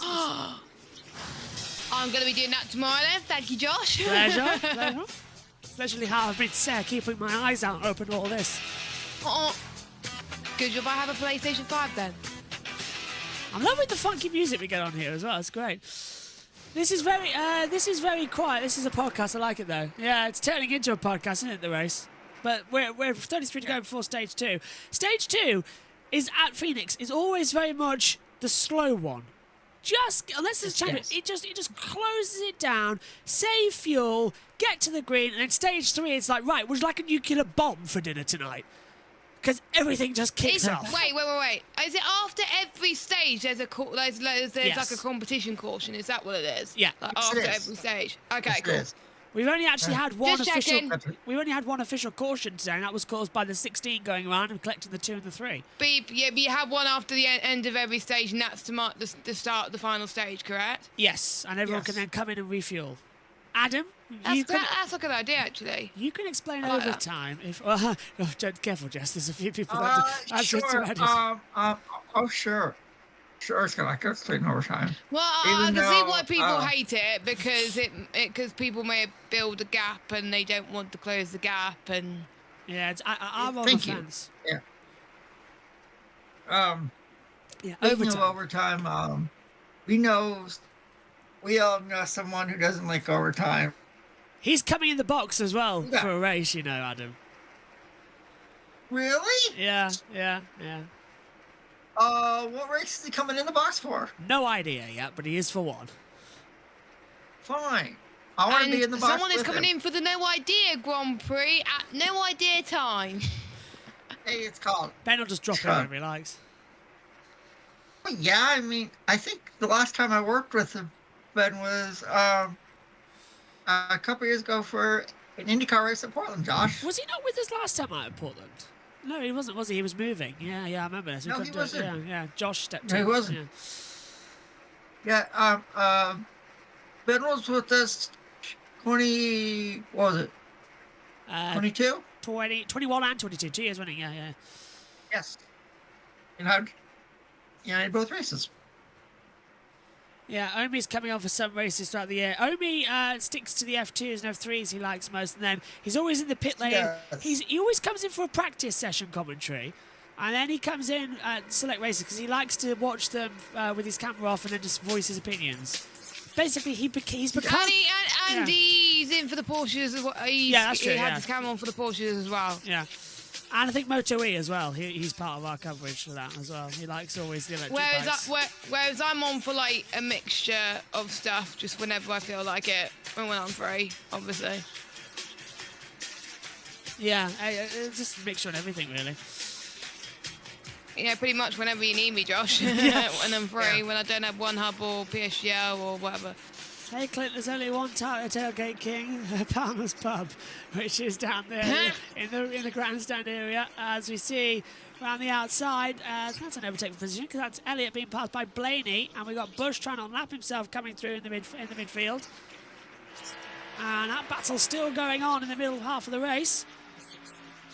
Stage 2 is always the quiet one. Stage 3 will be fantastic. Yes. Can't wait to see that one. Yes. Yeah. What was I saying? Something. My brain's gone. Mush. That's it. I can't remember. That's because you've been covering 8 different series, Josh. I'm really lagging. You are. Right. I was Omi. Josh needs sleep since. Had food. We all need sleep. Well, Josh tomorrow is. Can I recapping F2 and F3 on our. Pre-recorded. Not. It'll be pre-recorded, not live. But yes, I will. Oh, okay. Cool. It's always pre-recorded stuff like that, isn't it? So. Well, I was live last week because it was the first one, but I'm going to be pre-recorded tomorrow because I don't have the time or to keep up there.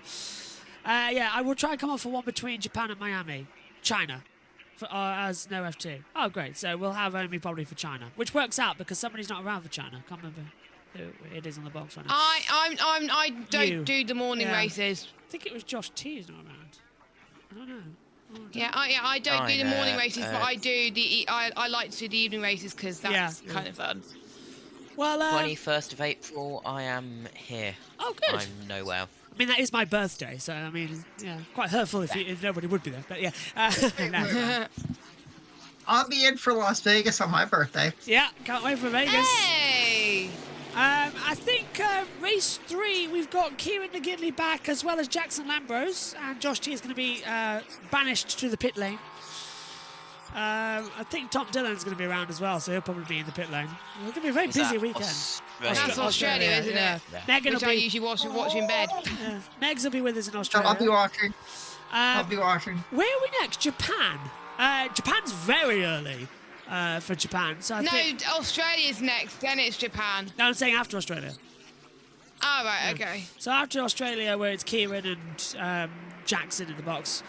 I think it's Jackson again in Japan. I loved working with Jackson. He's great, isn't he? Always a bit of rubbing wheels from... Keselowski. Oh, Grace. Yeah, that's over the... Oh, hang on. Pit stop's coming in. And that is Todd Gillihan coming down pit road as well, yeah. I think in Japan, Jackson said he's around again, but I also think there's another commentator coming in alongside me. I think there's something else coming. I can't remember. And then we get to China, where we know Miami. Adam will be there as well, and then I can't remember where we're going for the rest of that. After that, Miami F1 Academy as well. Yeah, so you'll be there, Jess. F1 Academy is. So I'll be there. I'll be there for all the F1 stuff. Cause my next holiday's not until July. Oh wow! Because I missed Miami due to holiday, but we're timing our holiday to coincide with Formula Student and Formula E. So the days I'm not at Formula Student or Formula E, I will be at my auntie's again for a week. I am texting George eventually, getting him pinned down for a race. You should get George in. We might have a tussle though over the lights. George. But who would do the start? Me. We always get that. Me. He can. We might share it, but me. But if there's a safety car restart, he could do that. Yeah, obviously, yeah. Or if there's a red flag, I'll let him have the restart. We need a race that's likely to get stopped. As how many comes through? I'm trying to think. Azerbaijan. Yeah, that's likely to get stopped actually as well. There wasn't that much. Was there red flags? I don't even know. We've had 2. The Azerbaijan race last year was boring. Yeah, it was. We've had 2 red flags at Azerbaijan. As we're coming up 19 to go. Here we go. To go until the end of the second stage. It's really flying by, but it's always the calm one where everyone just sort of gets on with it, gets some gaps on, and stage 3 everything tightens up again. Fuel window comes into play because it's 127 laps. You've got to think about overtime possibilities, so then it becomes really powerful. As we see on the inside, that's Reddick getting ahead, lapping again further back the 7th. Oh, Corey LaJour, so he's already put a lap on up to 22nd position. Bad race for Joey Logano. See what happens when you don't have the Spider-Man glove at a track which doesn't require it. He draws right back into 22nd position. Coincidence? He's got more of a high speedway car. Because, I didn't come up into anything but F2 and F3, yeah. Yeah, there's so much going on. But yeah. There's so many people now. He's been at JBMotorsports for over a year now. Has he? Has he really been there? Over a year? Is it? Yeah. Oh, yeah. Yeah, because Yeah. he first joined in Saudi last year, like during Yes, yeah, he did. Yeah, I yeah. think. Saudi But he practice. wasn't on camera. He only started big on camera during the Monaco/Indy 500 weekend. He when, did, when Porsches were there for the first time. Yeah. So we told him to get a camera and he got one. And then we had all these problems with these microphones. Oh, Yes, yeah. I- And it was No, like, not that. Omi, you're mute. Omi, you're mute. You're mute again. I remember that. Yes, I remember that. Yeah. Well, to be Yeah. fair, I still do that in many commentaries. I bet if there was a Discord soundboard last year when Omi had his mic, we would have just recorded Josh saying, Omi, mute. You're mute. Yeah, Omi mute. Yeah. Yep. Come on. Well, Well, what? no, wait a minute, Josh. I think I've been here for it's either 2 years, either 2 years or 3 years. I can't remember. Where did that come from? That was me. Right. Yeah.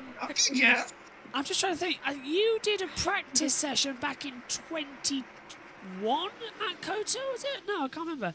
I can't remember. When did Because we... you were originally for Group Network, weren't you, Adam? Yes, I was, and then and then things happened, and now I'm just here. When did we have Hazel Southwell on the coverage during Abu Dhabi? Was it 2020 or 2021? I think it was 2020.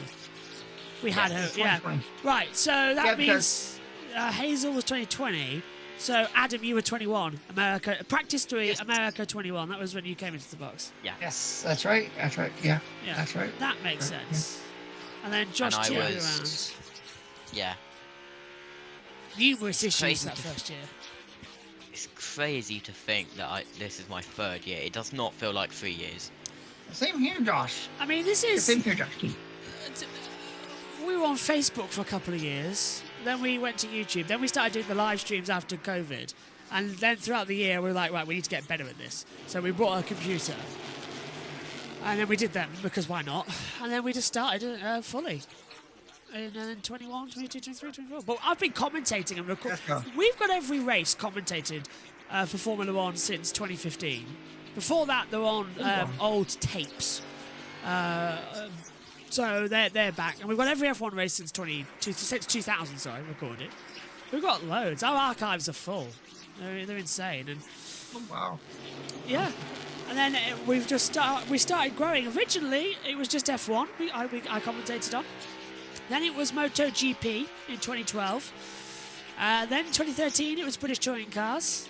2014, Formula E joined. Then it just grew more and more. IndyCar joined in 2016, permanently in 17. Then I gave up for 2 years and came back full time during COVID. I started IndyCar again in 2020 at Texas. And after that, it's every other series that we covered. Moto 2, Moto 3 came in during COVID. Formula 2, Formula 3 came in 22. And then, yeah, basically every form of motorsport I watch, I commentate on now. In NASCAR, it was the last one I watched but didn't commentate on until now. Yes. So now they're all there. I just can't not resist talking about a series I'm watching because I think I do it better. So it's that ego. Yes, you did, Josh. Thank you. Just think, this year was the first year you covered the Raw 24 Hours of Daytona. That's true, yeah. Oh, Le Mans. Le Mans came in at 2016 as well. I remember that. Yeah, all 24 hours of that. I was with you last year for the coverage of the 24 Hours of Le Mans, and I'll be with you this year too. Whole team as well. I even believe the whole team will be with us during Le Mans during that as well. So that's going to be exciting. Le Mans was fun last time. I think I stayed up for quite a lot of it. Omi did more than me. Went at like 2 a.m. Omi did more than me. I was shocked. Omi's a night owl, okay? Yeah. Wait a minute, I'm a night owl. It's called.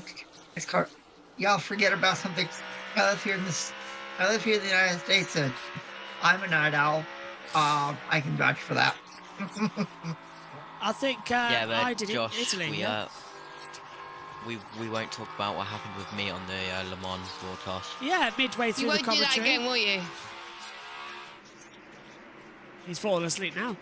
Okay, on board with the 23. To be fair, 22 out of 24 hours, not non-stop, is pretty good for my Yeah. first 24-hour, like my first main focused 24-hour. It was my... Well, I was- do I count separately now? Because I've now done a Rolex as well. That's weird. I mean... I've done 9 full 24 hours, and now I've done a Rolex. That's 10. Here's the battle, because just taken the lead, 4 with 5 to go. Bell slipped up the inside of Reddick. These have been closing up. Bell's been battling through the field, and he's now taken the lead. So Tyler Reddick will not get 2 stage wins like he wanted to. Hamlin's dropped down to 3rd. We've got 4 to go at the moment. And Bell wants to put a buffer between him and Reddick ASAP. He's not going to get that wish, though. So Christopher Bell, who started 13th, restarted down in 15th, now fought his way back up into the lead, has got Reddick to defend with 3 to go in this stage. I'm really having to focus on where the line is, because they've moved the start line here. There it is. Yeah, they've moved the line here a couple of years back in 2019. It used to be on the back stretch, but then they moved it to the exit at turn 2 and shifted everything. It's into a triangle section. It's really confusing, the work they did here at Phoenix. And then IndyCar left because it was just too confusing. Yeah. Actually, with actually, Josh, it used the start finish line used to be on where the front stretch. Yeah. Used to be. Yes, it is. Yeah. Coming out. I remember in turn 3 and 4 there was a Here, it used to be here, didn't it? Goodyear walkover bridge. Yeah, it used to be here, didn't it? This part of the track. Yes. Yeah. Because then it comes to 3 and 4, and then there's the control line where the flag goes out as Reddick losing out a couple more places. That's to a back marker as well. So Bell's going to get this one by a country mile, and I also think to take his second stage win of the season, as he's got a lot of traffic ahead of him. They'll have to do another lap at full speed, I'm afraid. Reddick's closing out, but it's too late. Green checkered flag goes out, and Christopher Bell wins stage 2 here on the Shriners Children's 500. He takes the checkered, and we go to competition yellow to start stage 3. Green checkers are out. Bell gets maximum stage points. And 1 playoff point to go forward as well. That could be very crucial come the end of the regular season. Well. Bell in front. Okay, guys, what do you think of that stage? Enjoyable. Yeah, it was yeah. Quiet. Yeah. I mean, yeah, it was a bit quiet, but stage 2, we normally see it as most of the circuits this year at NASCAR. It's been a couple of incidents. Stage 1, the quietest stage ever in stage 2. Yeah. And stage 3, prepare for chaos. I think we've all fallen asleep slightly. I'm looking forward to sitting down for a few minutes while Fox takes over, because we went completely green flag for 125 laps. We went green flag. That's insane. Running. Yeah, that's just mad. Nuts. Ooh. Okay, so we've got 126 to go. That took us around about 42 minutes to complete. 125 laps in 42 minutes in green flag conditions. That's how quick this track is. Unbelievable stuff. Yes. Now, we could just slice that for a podcast, to be fair. I mean, that little segment as well. Stage 2 podcast. That should become a thing. If Stage 2 ever does, we should just launch a new podcast called the Stage 2 Podcast. In fact, when I go through, I might set it. You know how you can do chapters? I might set it as Stage 2 Podcast in the chapters. why not? Go for it. Why not, Josh? Go for it. I think it'd be kind of cool. Bell. That's all NASCAR have just tweeted. An icon of a bell. How How long do competition cautions last, by any chance? About 7-8 laps 8 usually. to 12 minutes. About 12 minutes, that's I guess, yeah. Fox go to a break a lot, so that's usually why I like to sit down, but they've gone still an ad break. Yeah, it's been so quiet that me and Jess have just been chatting about whereabouts I'm going and what my distances are to circuits. Oh, around. really? And I'm very, very jealous. Alrighty. Back to Fox. Pit stops coming up at the end of stage 2 here in Phoenix. Denny Hamlin with that number 1 pit stall. Let's see if anybody can beat him away from pit road. Stage 2 ends. Christopher Bell, the stage winner. Brian Priest got the free pass. Get you ready for the Big East Tournament coming on Fox and FS1 this week. Madison Square Garden, conference crown at stake, and it tips off Wednesday on Fox and FS1. Yeah, it's college basketball for all of you who are watching. Kevin, I've heard you in our meetings, you talk about this number 1 stall, the advantage of it, but you kind of have some mixed emotions on the distance off of that stall. Yeah, well, I'm of the opinion that the distance from the end of the first stall to the white line that scores everybody, I think it should be the same every week. There's really no reason that the distance from each stall shouldn't be the same. So that would be something that I would like to see. And what we've got right here is as we see this picture, this white line right here. That's the only thing that Denny has to do is get his nose of his car to that line, and that's what scores them out of the pit. So, pit road speed is a yellow line, but that is the scoring timing line. Yeah, and we see the stats of just how important that first pit stall is, and as you go through qualifying and you get that first pit stall, and William Byron had it last year when we lost this race last year on a pit stop and strategy and everything that happened. But yeah, I'd like to see that line be consistent from the end of that first pit stall. So it's the same every week. So it's not one race advantage, especially since we decided the championship here. Think back to the championship, Kyle Larson having that stall beat him out and won the championship. And that distance should be long enough so that no one pit stall has a huge advantage over any other. All right. Lead lap cars can pit. Jamie. Christopher Bell comes in as the leader. We featured his pit crew earlier today as they go over the wall. Christopher said, I'm good on the long run. Let's leave it alone. No air pressure adjustment here, just 4 tires. The 19 of Martin Truex Jr. needs more lateral rear grip. A small adjustment for him. Regan. Well, the normally quiet Tyler Reddick, who hadn't said much to this point today, told his team on this run he's losing rear lateral grip more so now than before. The team reminded him that was the longest run, and it was a green flag cycle. And Denny Hamlin in the 11, the tires fell off for him too much on that long run. He got real free. Not exactly sure what he needed, though, because of how it fell off there. Tyler Reddick with a full head of steam. There it is. And Hamlin with that little squirt out of the number 1 pit box. Back to the lead. Christopher Bell, first stage win of the season. And it comes here in the Arizona desert. Yeah, we're gearing up for what's going to be a very interesting season. Really, I'm looking forward to having all of the action.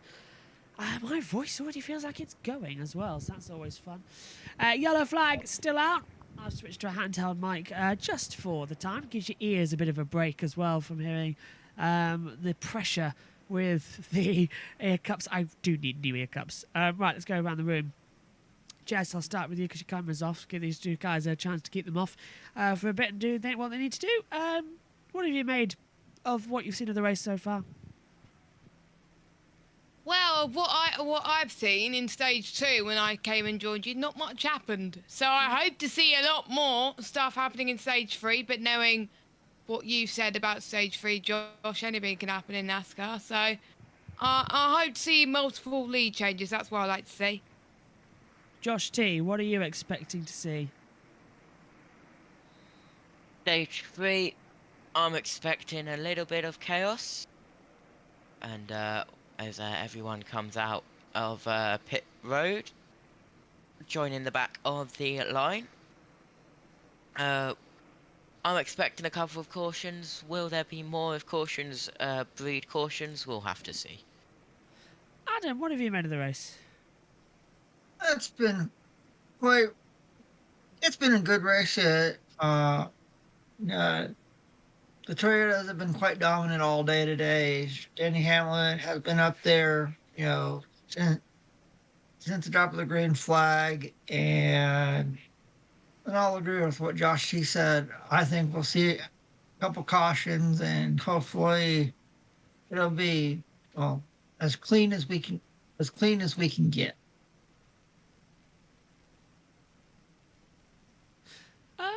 Okay. There's an international music version of F1 Sky F1 on the highlights. Yeah, I saw that they accidentally played it on the UK version on the highlights. Yeah. What's it like? It's basically without the background music. It's like different music. Oh, okay. Let's have a look to Fox and I'll take a listen. Winning both stage 1 and stage 2. They Let's have go back to led Charlotte, all but 14 laps at Phoenix Raceway in this race today. Jamie and Shannon, let's get you caught up. Ty Gibbs started on that front row, and he was out front early, Jamie. Yeah, Shannon led the first 57 laps of the race, took command of the race, looked to be in just great position. But you see right here,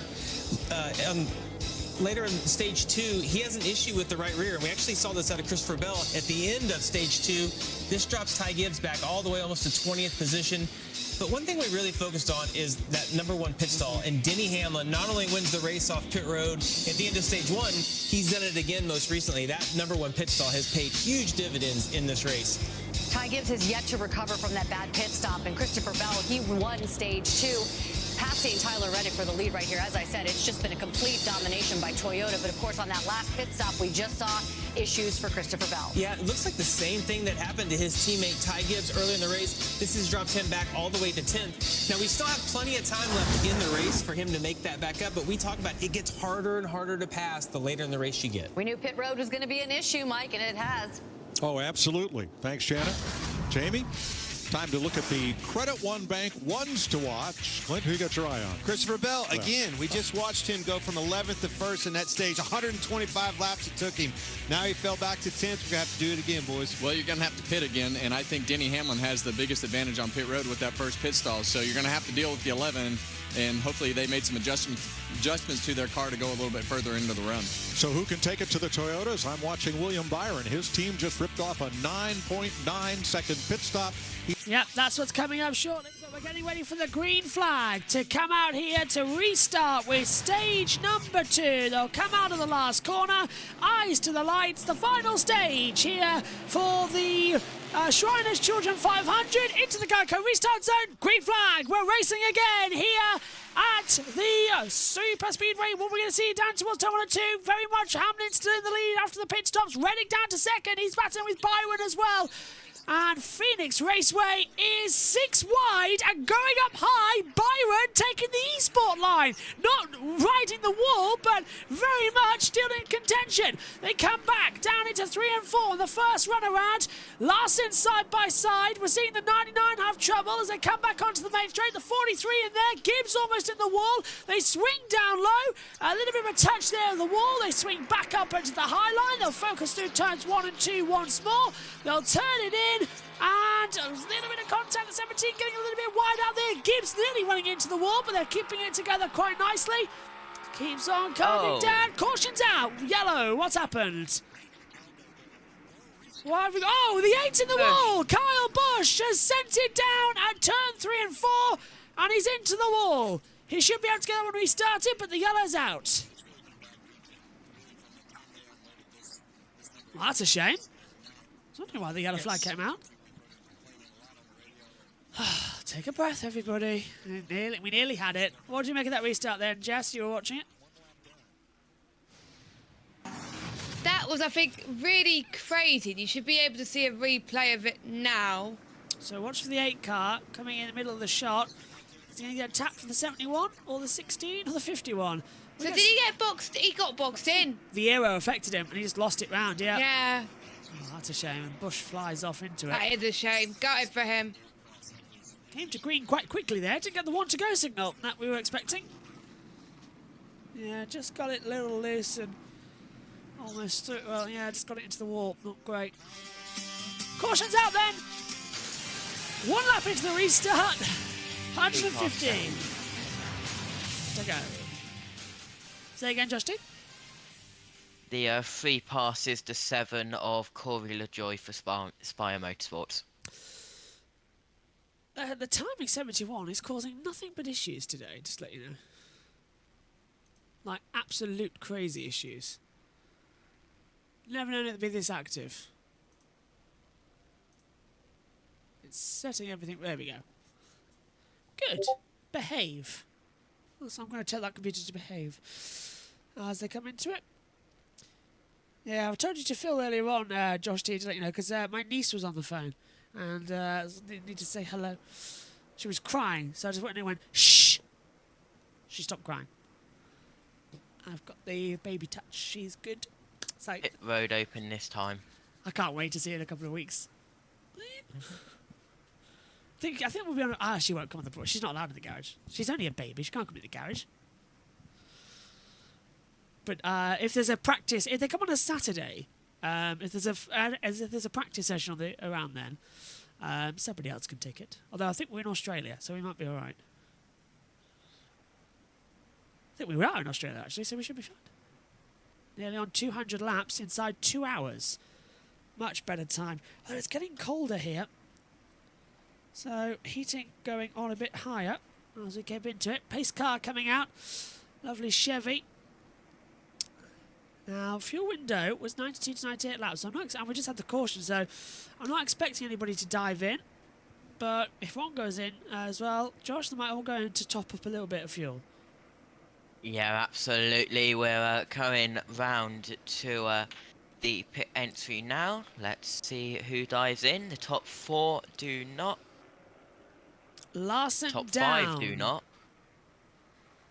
Yeah, I think it's Larson down who are going in. Yeah, is that Fox coming back from a break? No, not yet. They are coming back from an ad break. They are. They're doing their Craftsman series. Let's go down then. That's one to caution. So I had to explain to her what was going on, that I had said lit on television, and everybody was a little bit caught off guard because it's obviously way out of character for me to say it. So I guess we've created a monster. And that would be Happy Hour, Tuesdays and Thursdays. Kevin Harvick's Happy Hour podcast presented by NASCAR on Fox. You've got the word of the day in, so we're good for today, right? Yeah, it was a phrase this week, so okay. We've got that in. My gosh, next week it could be a whole sentence. Who knows? Well, yeah, you're right. Jamie. Well, Mike, we documented the slow stop for Christopher Bell and the 20 team. Michael Hicks is the rear changer. We watched it back. Hard to tell exactly where it went wrong. What happened? So the wheel didn't make it over the drive pins, and it was kind of stuck. So I had to stay on the lug nut just to ensure and watch that the back of the wheel made it to the back plate. So just that's what, you know, sometimes you gotta stay there longer and make sure the wheel's tight, and that's what I had to do. Well, I appreciate your time, Mike. We celebrate when they do good, and we appreciate when they talk when something goes sideways and they have a slow stop, too. Oh, absolutely. And that took him from the lead to 10th leaving pit road. A lot better than letting that wheel come loose. Well, right? That's a bigger penalty. That's a heads-up veteran move. Michael Hicks has been around this block a long time.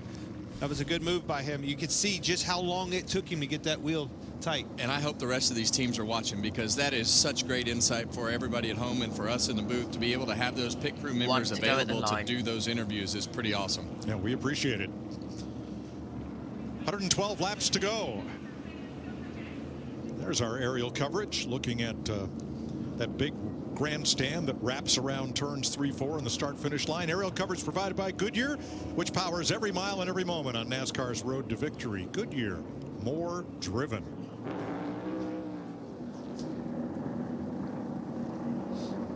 The Goodyear blimp, not so high above the speedway. At one point I thought it was going to join us here at the control tower.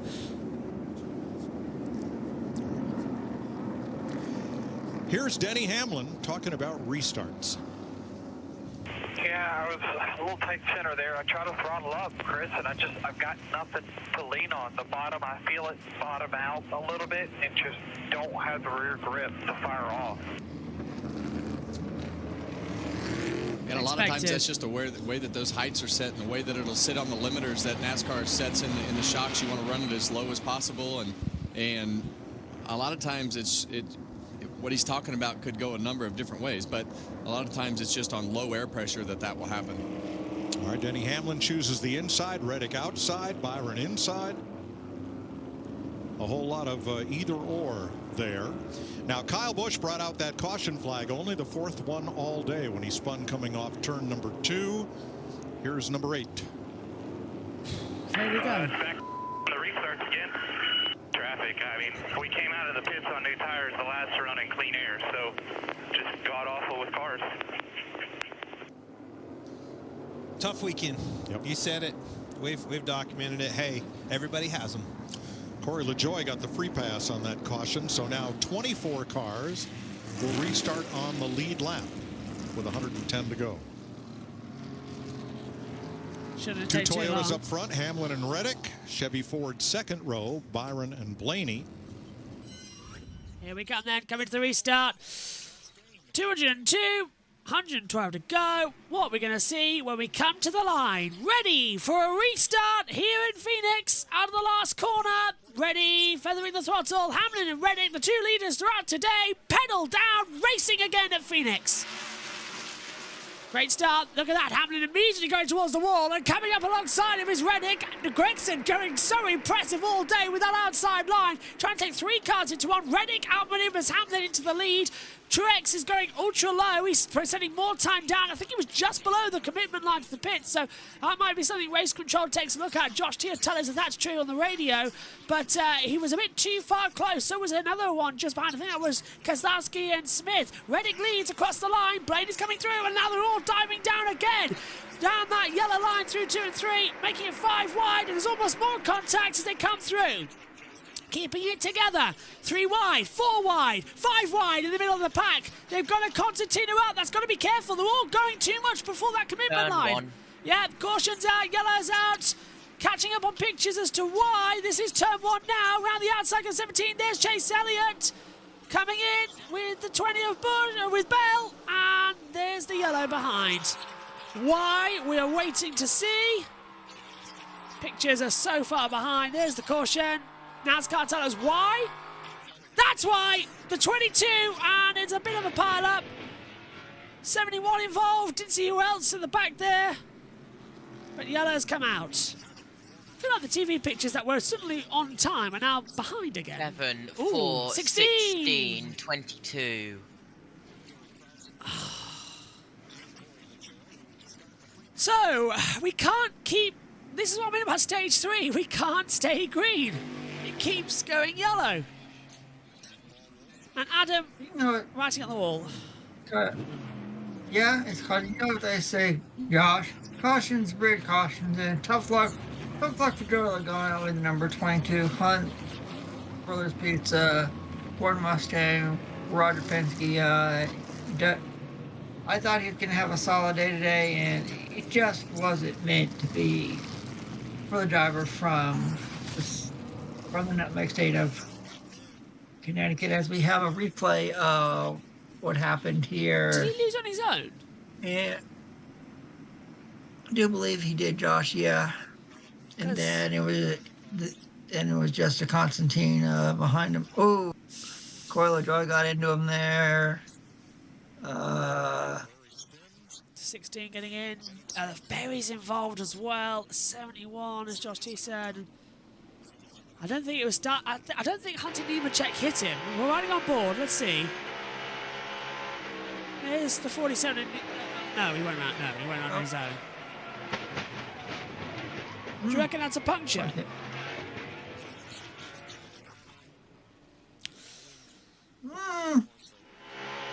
Let's have a look on board. Well, this will be a better look for Logano.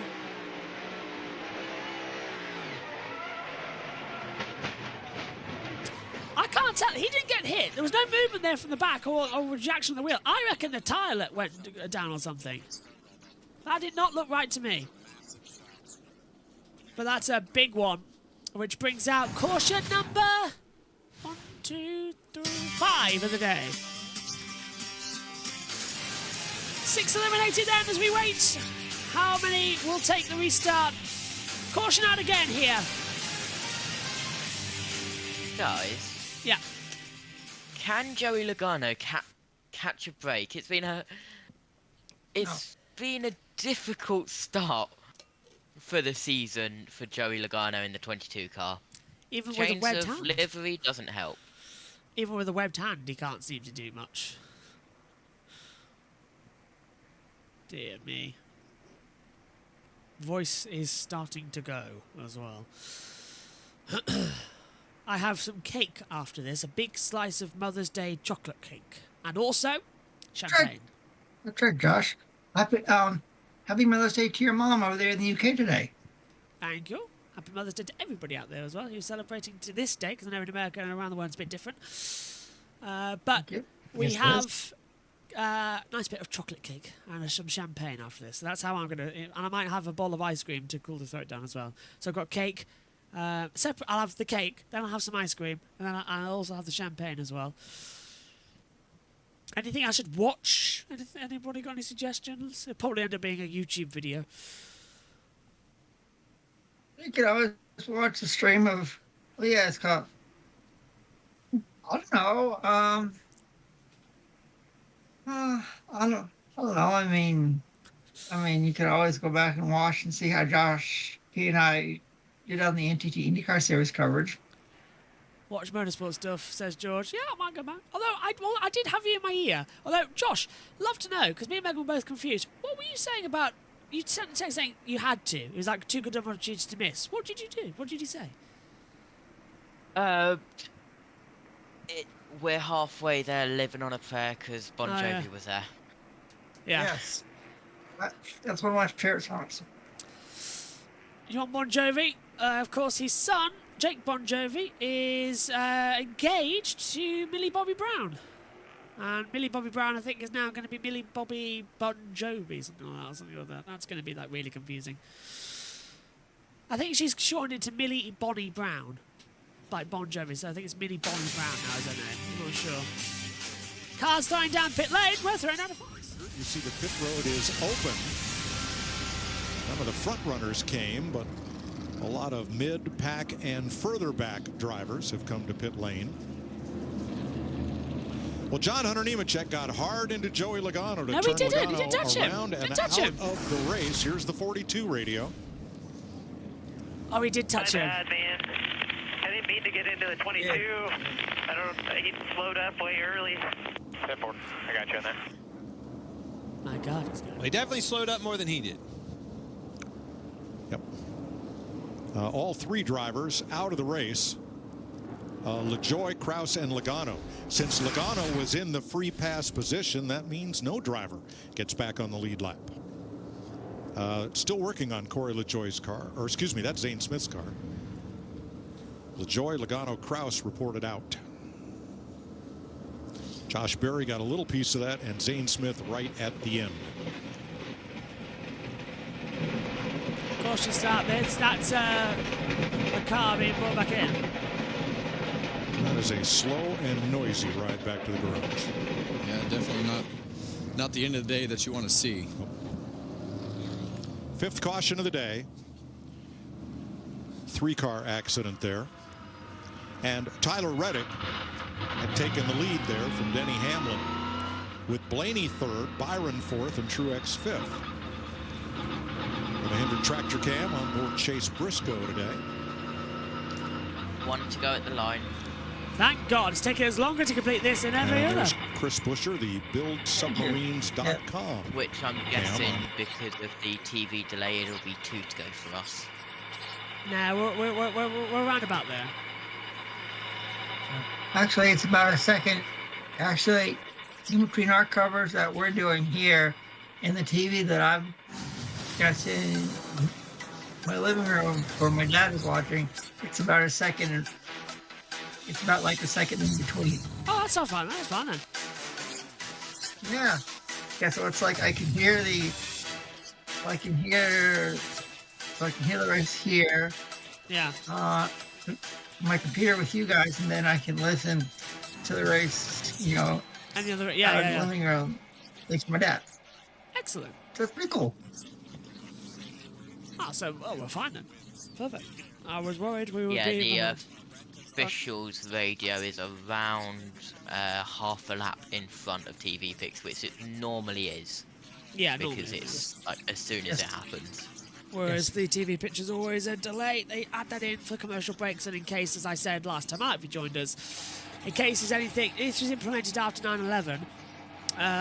When the planes hit the World Trade Center as well, because that happened on live national television, they implemented the 8-second delay, and that's worldwide. So if there's anything 8 seconds, they can cut pictures without that. So that was the change there. What am I going to do? Oh, for God's sake. Just realised that somebody's left something logged in. Right. Why would they put that on the screen then? What would they put on the screen? Excuse me. We're coming ready then for the restart. It's I'm getting pinged now.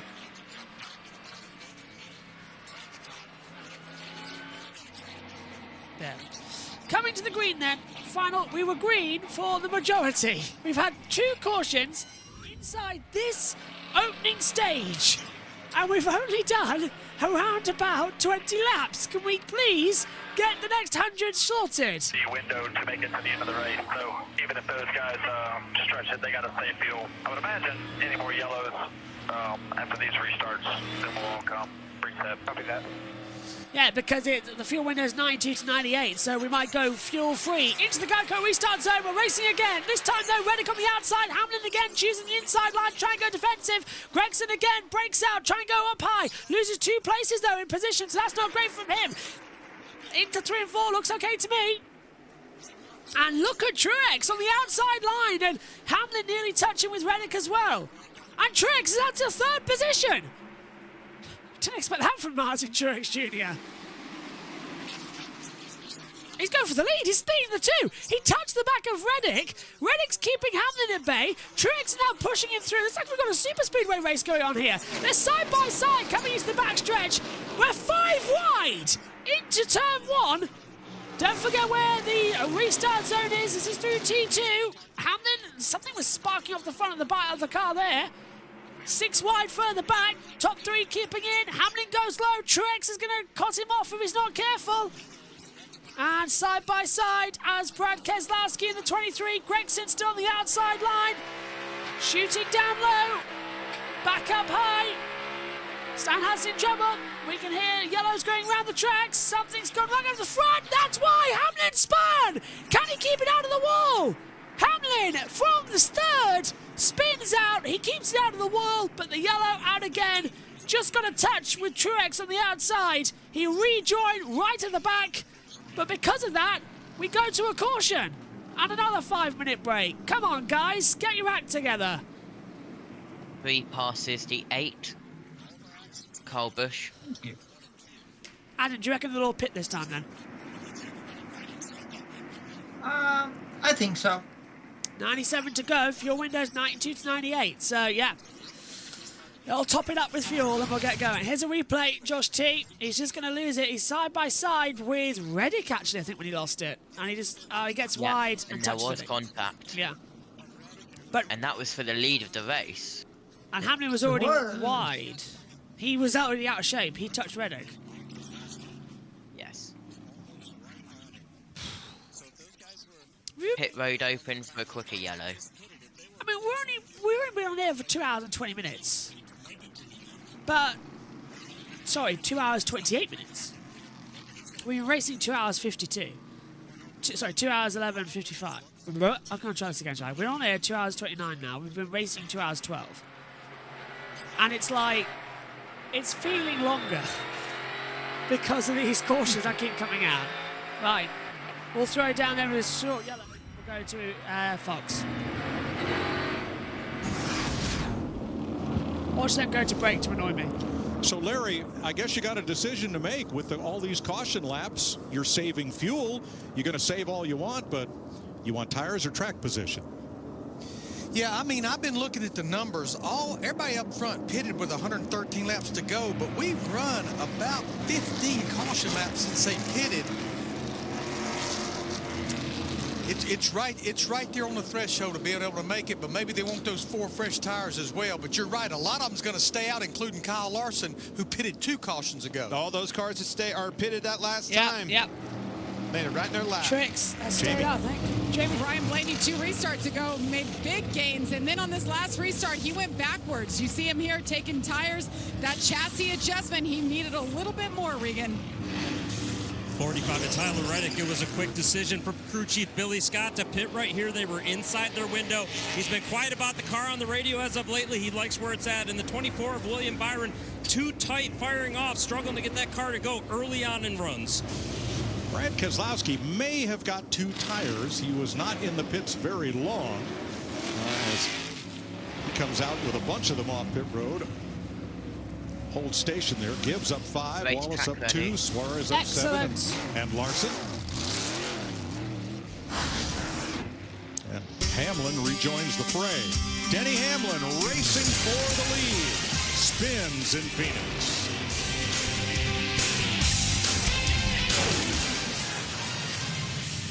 So, and can the podcast return? Yeah, what do you want to talk about then? That's the question. I mean, no. I've got one. Jess, how did your Creator Series go? You said it went bad. Hold on. Yeah. Well, to start with, at the sprint race, because it was reverse grid and I started 5th, the driver who was on pole couldn't get going. Oh. So as everyone else got going, I crashed into him and I had to change my front wing. Oh. Bad start. Really bad start. Yes. Yeah. But it was due to his equipment fading and all that stuff, so I didn't hold the grudge, luckily. It was all right. I thought that might trigger a One red. to go at the line. Excellent. Let's go. I thought that might trigger a red flag.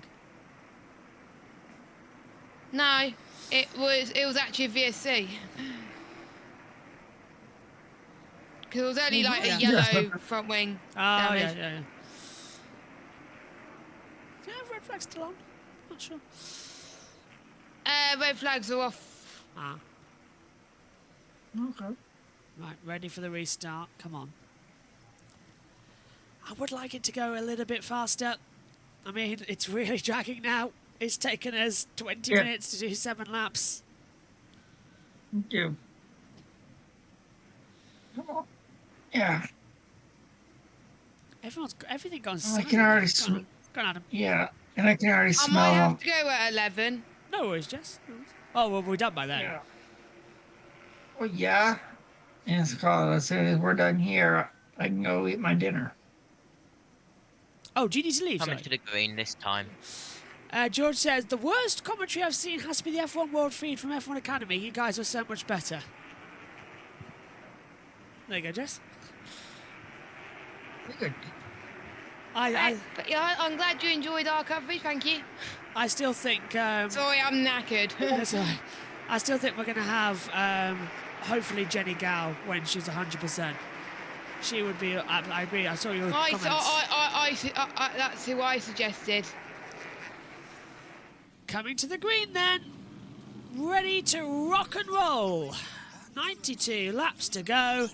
You're back with us from side by side on Fox if you're watching along with us in the States. Here we go. On the World feed, it was Nicky Shields, Alex Brundle for the practice and quality, then it was Jordan King for the races. Truex didn't pit. Should be good to the end.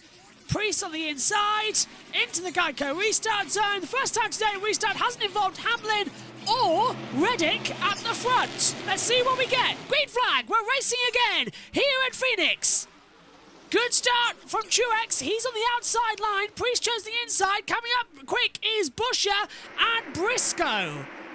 But Truex has the lead and with a country mile had the inside line. Still 3 wide further back. We might actually make it green for a whole lap here as they turn back. Oh, that was someone going. That was Anthony Nemechek as a lap down, looking to the inside of Burton. Further back, here's the 43 coming in. And Chastain over to 4th position. And the split continues in NASCAR. Oh, way down low. He went, into the wall. Is that going to trigger a caution? The 43 getting loose. No, we stay green.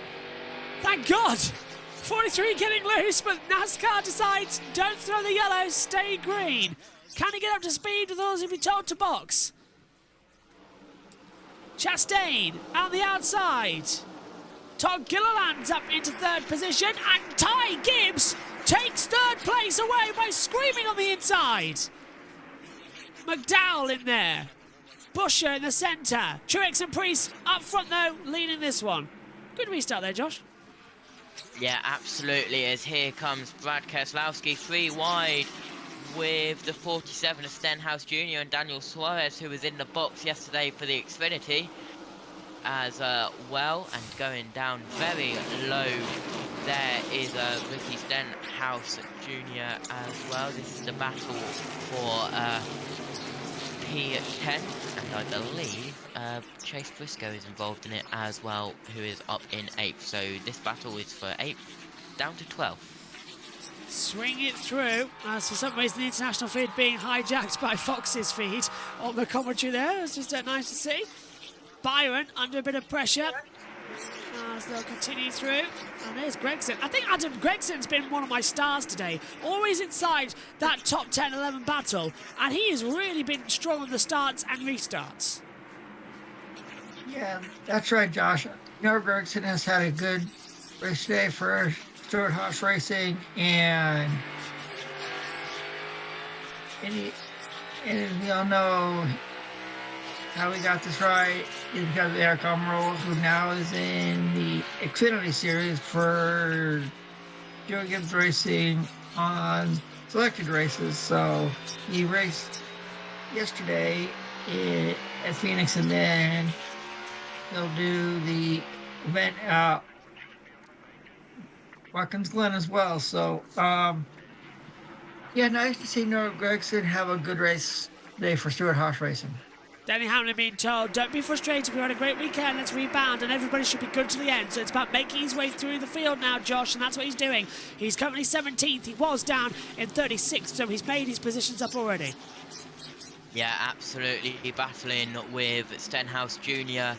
as well. As we go up into turn 3, we look back to Suarez, Reddick and Bell as they go across the line.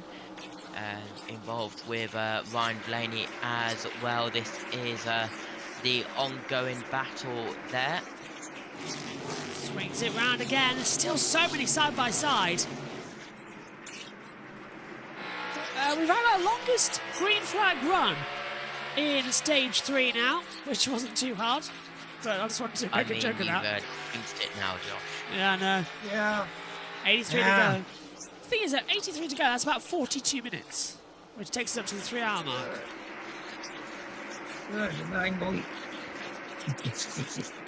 Bear in mind, though, guys, every race so far this year has had a red flag. Josh, don't... Josh! Josh, Josh, you know what you did, right? I know. What? You're doing it on purpose now, aren't you, Josh? Yeah. We'll see. No, we don't need one. I want to actually see the end of this race, so if it ever happens, that thingy, I'll hate you, Josh B. Oh, little bit of contact there, Gregson, getting a tap from from Bell. And the 10 being moved aside by the 20.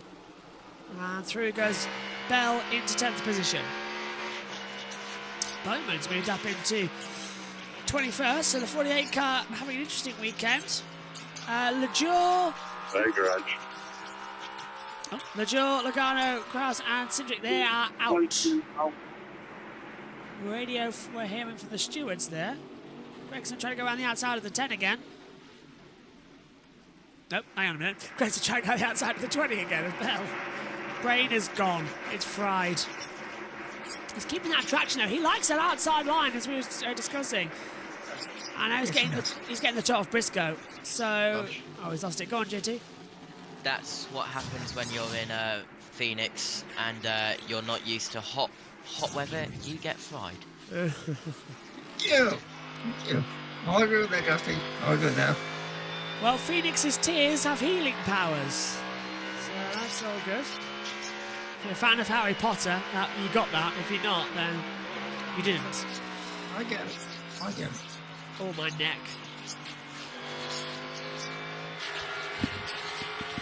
Right. I wish I had a microphone on my neck when I just cracked it. It was unbelievable. I've got so many knots in my shoulders and back from this weekend as well. I need a complete massage, but it's too painful, so I might need sedating. There's the 12 going round the outside of the 5. So that's Larson. Remember, Larson's had trouble all day today. He's got a problem with the car that can't be fixed. So if he loses a couple of places here, you know why. Where is he anyway? This is Blaney in 14th, Larson 15th. Larson's trying to get it back, but that 12 car's too powerful on the outside line. It's going to shut the door. Yeah, Larson can't get through. He's got no momentum down low. Why can't the racing be like Daytona? It's a super speedway. This is short track, isn't it, Adam? Yeah. Hey, George, could it feel like you were racing from Daytona? Wait till we go to Talladega at the end of April. Yeah, not covering that one either. I'm at Long Beach. Although, I'm very tempted now to take Long Beach off that Josh T can sort it and I'll go do Talladega. I'm sort of tempted. Josh, do it. I know. I'm very tempted because Talladega is amazing. It's one of the best races. But then again, I'll be there all night and it is a birthday. Well, that's the beauty of having multiple streamers. Yeah. Josh B. That's true. We'll figure it out. Yeah. Wouldn't mind taking a race off. And Long Beach, even though it is a classic, although it's kind of a catch-22. Long Beach or Talladega? Why put them on at the same time on the same day? What are they thinking? No. Oh, George says give Adam as well. Well, let's see here. What race would I like to cover? Long Beach, Talladega. Talladega, wouldn't it?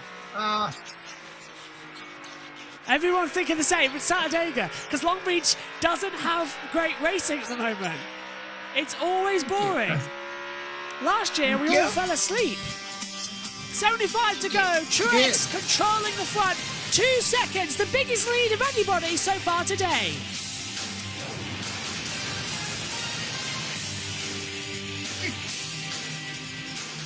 That was longer than I expected, but yeah, Truex leading by 2 seconds. He has got the longest lead of anybody in the entire race today, so he's comfortable. He's setting a marker out that he wants to win this one, and we might be on for our 4th different winner of the season in 4 different races.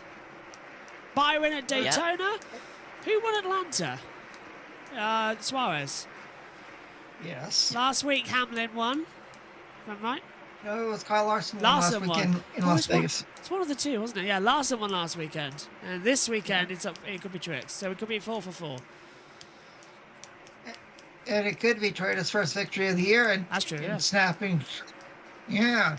It'd be snapping Chevy's 3-race winning streak. Could be good, actually, because it's a new Toyota that they've been worried about. Oh, car going slow on the high line. Don't know who that was. Fox are side by side. Oh, okay. So they've just gone side by side. So we can. So if you're watching with us, you can stay with TV Pictures. Most people might have the international feed. So. Yeah. And the highest place Chevy right now is Ross Chastain. Well, the only Chevy in the top 10 right now is Ross Chastain in 4th. So it's called You're right. That's a big surprise. 6-4. Yeah, it's called.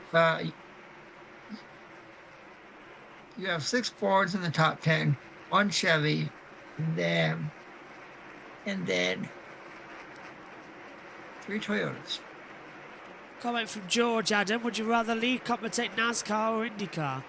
I've got a feeling IndyCar more than NASCAR. Now, wait a minute. I've been watching NASCAR for as long as I've been watching IndyCar. And I've always actually, I've gone to Bristol Myers Speedway. I've gone to Talladega. I don't know, Josh. NASCAR. Thank you. George, NASCAR. There you go. Your answer. Well, at COTA, Matt White's joining us from the Grid Network. From the Grid Network and USRN team. Can't wait for that. That's in 2 weeks' time. Turn that off quick because that was actually lyrics. It's not the music. There's no copyright to the background. It's lyrics that get you. If you wanted to know. So yeah, here they come because you can't copyright a note. Remember that famous court case? Yes, I do. As we see now, the 41 getting out high, and a little bit of overtake there for Ty Gibbs, trying to get Ryan Preece out of the way. But yeah, Matt will join us at COTA. I think we're covering COTA. 2 weeks, Australia. I'll be half asleep, but I'll be covering it. Keep an eye on Shane Van Gisbergen as well in the Xfinity for that one. Yes, SVG. That's right, Josh T. I forgot about that. And Jenson Button in the Cup Series, of course.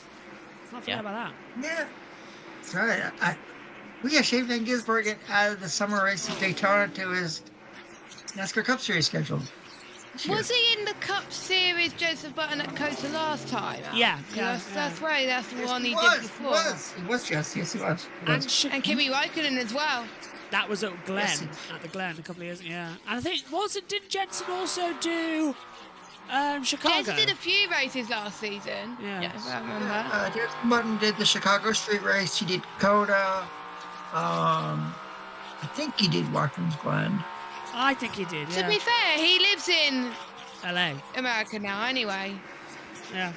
I mean, he could have done the LA Coliseum race if he wanted to. To be honest with you, the only reason we're covering NASCAR is because I couldn't... Request. Well, it was a request, but also I hated the fact that I had to watch the Chicago Street Race.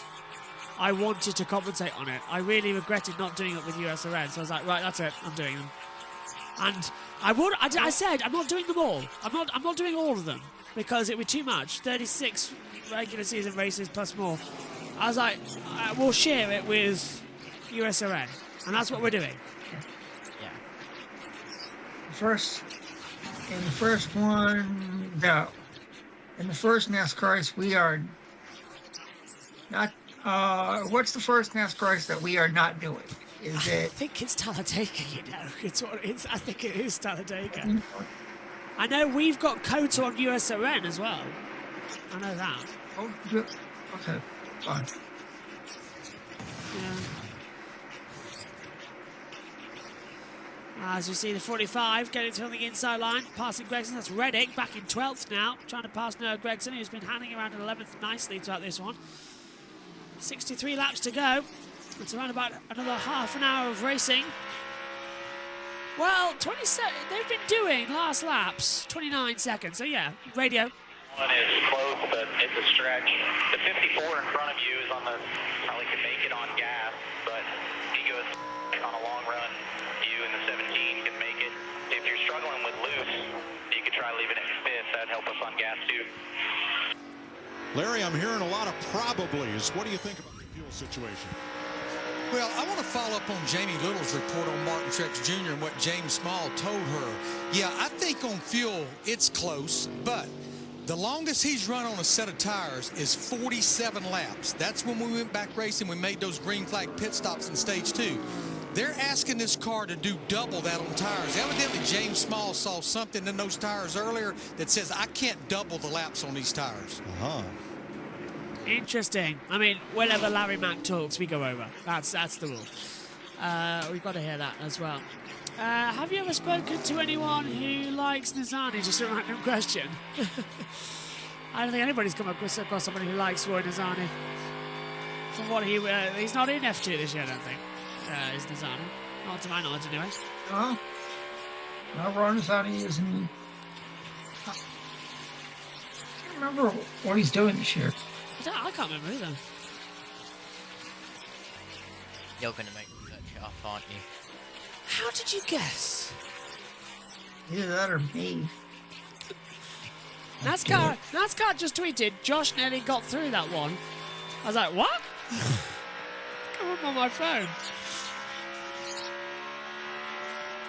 Revs are up, 60 to go.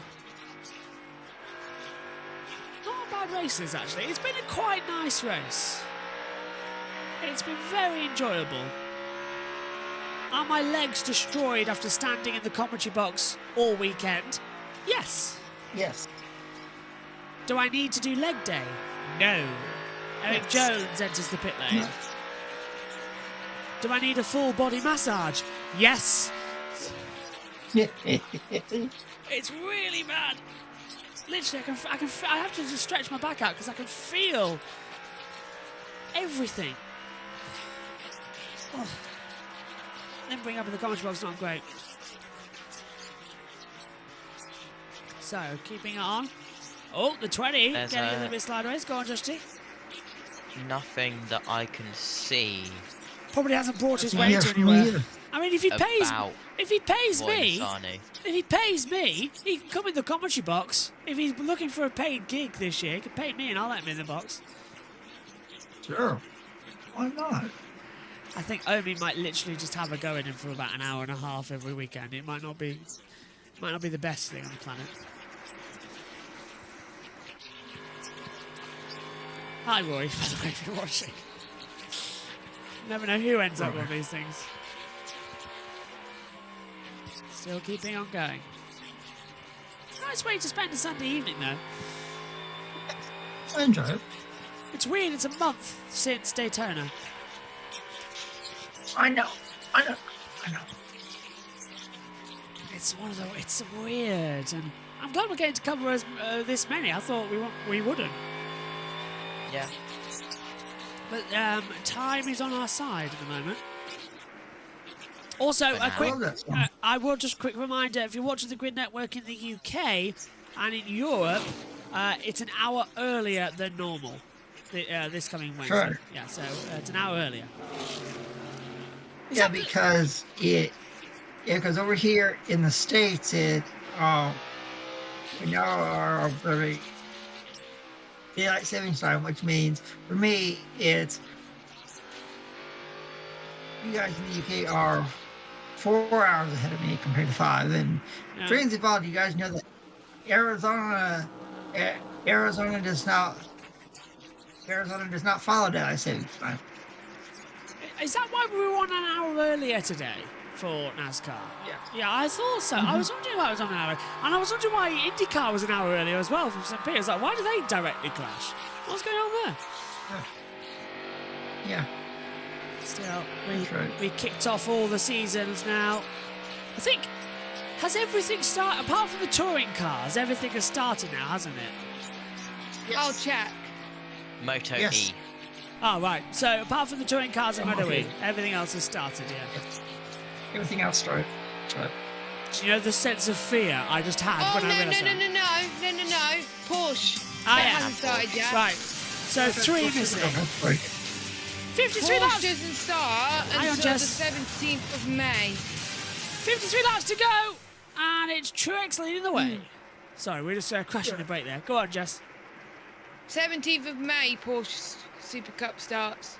And it's April, late April, the start for touring cars. Yeah. Because I'm at the... Yeah, it's the Imola Porsches, the first round. Yeah, Emilia Romagna. That's they haven't been there in a couple of years. So nice to see them there. I'm looking forward to that one. They were going to be there last year, but floods happened. That's right. I remember. Yeah. Last year they had the floods in Emilia Romagna. Well, I noticed. I know. I remember it as San Marino. George, they'd still use that. George saying, "Are you covering practice and qualifying for Porsche?" I tell you what, if we could, we would, but Sky don't show it. Sky only show the race, so we are stuck with the race. We can't even see qualifying. We literally go into the race. I was lucky nothing. in Silverstone. You were there, where yeah. I was able to see practice and qualifying, Right, so I told people Yeah, what was going you on. were there last year. Yes, I remember you were there last year. Yeah, because I covered qualifying for the British Grand Prix, and then I also covered the race with you last year, Josh. They didn't. Well, I know I did qualify for the British Grand Prix. No. You weren't at the British Grand Prix, no, because the British Grand Prix is always locked down with the same commentators. You weren't there for the race. Yeah, but I know I did qualify for the British Grand Prix last year. 100% in qualifying, yeah. Not the race, no. Yeah. Yeah, that's right. That's what I remember. There's 4 races on the calendar that are locked down for dear dad, Ian Birch. Season opener, Monaco Grand Prix, British Grand Prix, and whenever the championship's decided. Anything else is a bonus. Megan has a similar contract. I say contract. Well, it is a contract. Really. I will be. I'm not at Silverstone this year. Oh, brilliant. Money. Oh, bad, but brilliant. Hamlin's under pressure there. He's just trying to get through. Hamlin's trying to pass the 99. So that's Suarez v Hamlin for 14th position. Suarez on the outside has that covered. But yeah, Megan has a similar one. Megan does the opening 2 races, and then she'll do Australia, and then she has the opening 2 races. Hang on. You're back with us from side-by-side coverage. Yeah, so Megan has the opening 2 races, and then she cherry picks the one she comes in after. The Monaco Grand Prix, the British Grand Prix, the Singapore Grand Prix, because there's no way I'm doing that over 2 hours. And then the final 5 races of the year. But if the championship is already decided inside those 5 races, she can take more off, but back for the last race. I.e., if the championship is decided in Japan, she takes off like Vegas or something, or Qatar, one of those. That's how unless it works. Unless it's a direct clash. Yeah. For the pre-show. Yeah. But Megan knows the races that she attends, and then she usually chooses Australia because it's an early morning race, and also because then after we do qualifying, we can watch Remembrance of the Daleks, which has become like a little tradition. So, right. Yeah, because it used to start. I thought she doesn't like waking up in the morning as much. I didn't know that. In 2017, radio. Well, there it is. Never mind. In 2017, Megan woke up and we did the Australia qualifying. And after that, we watched Remembrance of the Daleks because everyone else was still asleep. So we had a couple of hours to kill because it was like 6 in the morning. So we watched that. And then every year after that, 2019, we watched Remembrance of the Daleks because she did quali. 2020 we didn't. And then 2021, I don't think Australia was there in 21, was it? No, it wasn't. When did Australia come back? Australia came back 22. Yeah. Yeah. That's right. So in 22, I don't think she was in the commentary box. I can't quite remember who was there. But we didn't watch Remembrance of the Daleks. 23, she was there, and we did. So 24, it would be the same. But then after that, she just cherry picks. I think she missed it. She did Japan, but she didn't like doing Japan because she was made to because it was a championship race. So I think she's missing Japan, and then she's doing China, and then she's missing Miami, and then I think she's missing Miami and Imola, back from Monaco, missing Canada. Is she not there for F1 Academy? Oh no, she'll do that in Miami, but she won't do the race. Oh right, so the only thing she won't do is the F1, okay? Yeah, and then I think she's back for Austria and Silverstone, missing Hungary, back for Belgium, back for the Netherlands, misses Italy, does Singapore, and then cherry picks the rest of the season. Does America, and then cherry picks the rest. I want Megan to be around for the Vegas Grand Prix on my birthday. Yeah, she'll be there for Vegas because it's inside the final 5. That's in the morning now. It's inside the final 5. Martin Truex Jr. Cup. I believe Leader has come down on pit road, Josh. He has. It's down the road. Jamie's there. Tires and enough fuel to get them through this stop. If they can hit their marks and salvage some positions at this point, Mike. Looked a little slow on the right rear. It was slow. Very slow. It won't matter. I noticed that. Everybody else staying out. Damage is done. Just didn't work out for him. I've had a look at the comms chat, but I can't see it. So, What's it? What are you looking for, Josh? I read the chat and said Omi and said, I think I said a pick in comms chat on it, 2022. Can't remember. Someone would screen share me the F1 TV case like someone did Bahrain, I would. Oh. Omi. What? What? Oh, since the last year, screen shared F1 TV for a session, but it glitched like crazy, so it didn't work. It was Bahrain. It was Bahrain. Bahrain this year. Excellent. Oh, did he? Oh, nice. I'll take over on that. Him. It was someone else. Oh, I can't remember. I'll leave you with that. Oh, yeah, I remember. You said you had F1 TV because then you knew Alex Jakes was there. Yeah. Yeah, That's right. Yeah, I remember that. Yeah, that.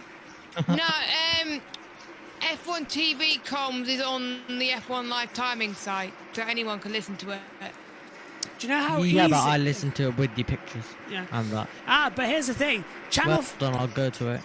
Oh, by the way, Omi, just to let you know, F1, even though F1 Kids was on the red button, they re-aired it today and we taped it, so it'll be on something for you to watch soon. Lovely. Yeah. Oh, it'll be there today. Oh, that's cool. 37 to go. Bell in the lead now by 2.9 seconds, but how many is he running on? Bell and Gibbs have only done 4 stops. Chastain and Busher 5. So they've got a few to come in as well. Bell leads after winning stage 2. Can he take anything in the final 36 laps here from Phoenix Raceway? I replied to it in comms chat. All right. I don't know if they've thrown to an ad break there or not because we've just lost it. Oh, there we go. I was wondering what was going on there. They haven't gone to an ad break, but I didn't know if they were because... Oh, hang on. I think they've gone under the helmet. That's why I was confused. Because they played the theme music as well. Bizarre one. Bell's got a real shot here as well. Kozlowski, if this is a late caution, anything could happen. But I think we've got 15 minutes left and it's all being quite calm. What a good race. Do you know, it's actually been You said it now, good. Josh. No, I'd be saying it's been a good race from Phoenix. I've really enjoyed this one. Yeah. Hey, Josh, you ready for the calamity that is Bristol Motor Speedway next Sunday? Oh, yeah, I'm ready for that. I can't wait for it. And I'm really looking forward to that special feature that if it does work, I can't wait to have that on the screen, finally. You won't give us a hint, will you, Josh? No. I'll have to put the green screen up as well to use one. Right. Yeah. You can show. There's multiple. There's 2 special features I've found. Fine, it's called you can show. Called you have to Formula E practice on Friday, Josh. You can show me. If it works, yeah. Fine. Yeah, because I saw you were down for practice. Yes, I am. Yes, I'm off work on Friday. Oh, brilliant. And I can. Yes, I am.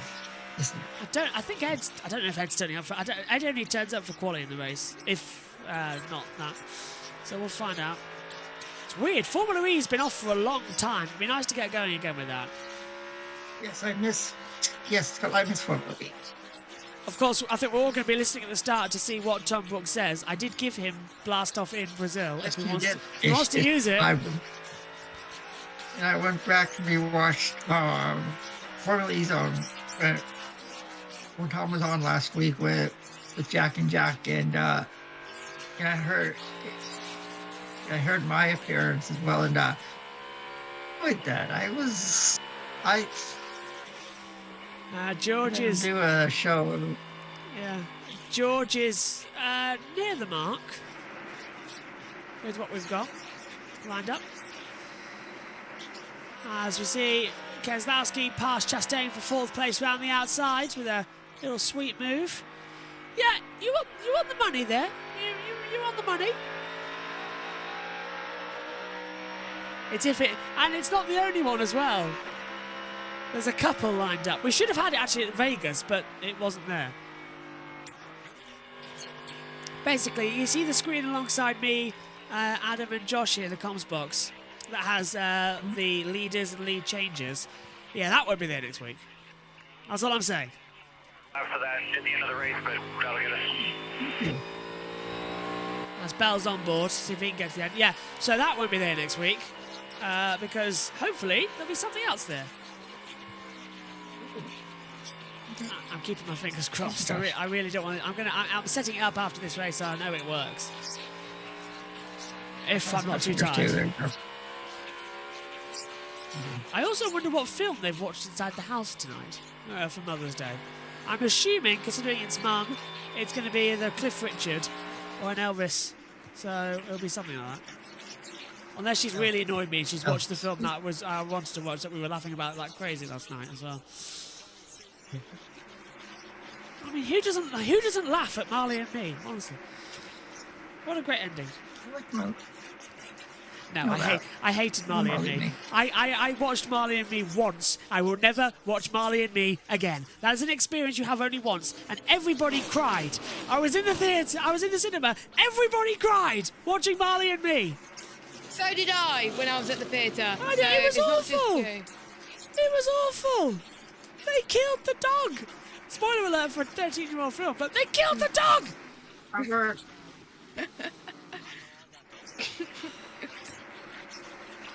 Oh dear. Oh, Adam, have you frozen? Are you there? Adam? Adam's so shocked he's frozen. I know. A nice screenshot, by the way, Adam. He's like a weeping angel. If we don't look at him, it'll blink. Hello, hello, Adam. We've got you back now. Hi, we got you back. You glitched. Oh, very laggy. I glitched. Now you're back. You're fine. Yeah, you're good now. Hello. Yo, Adam. Yo, Jess.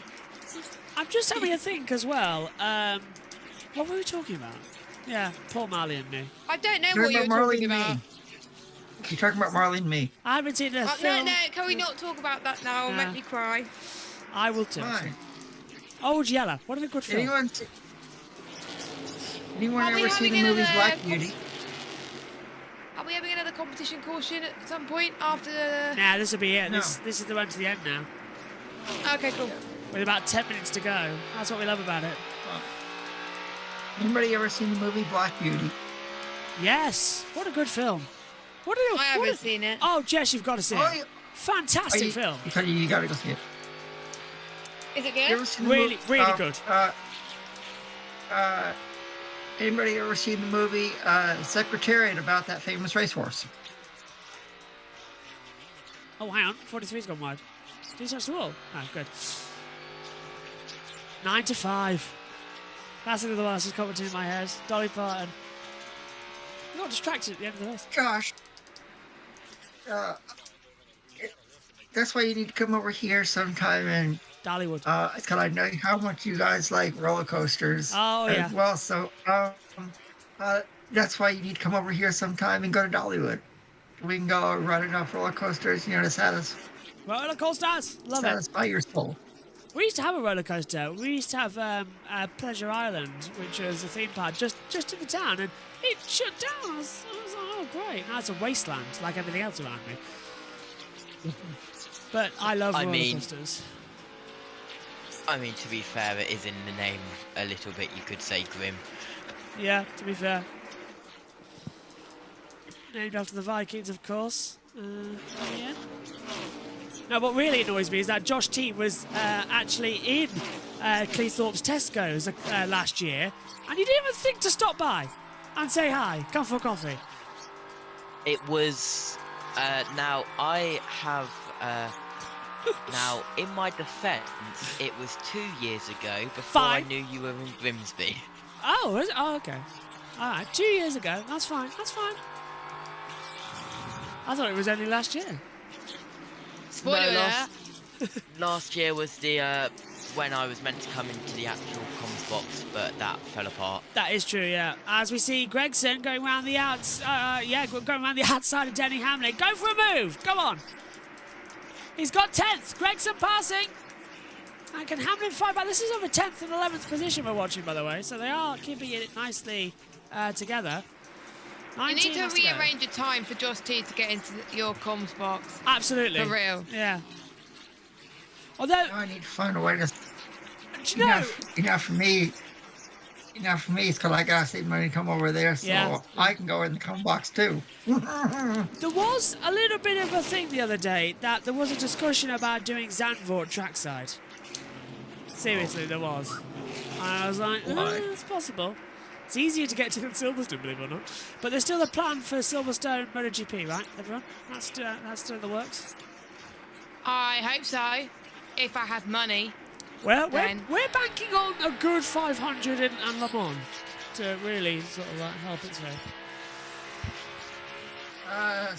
Tickets are usually still on sale just before the weekend starts. And I could get help. I could just I could ask Maddie Patterson for help with the media pass as well, so I'm sure she'll help. Josh, are you not coming over here to the States this year to do Formula E from Portland? A grander flight. Ooh, that's expensive. Yeah. I'm trying, but it might have to be in a couple of years, that one. Unless Formula E are really nice. I'll try.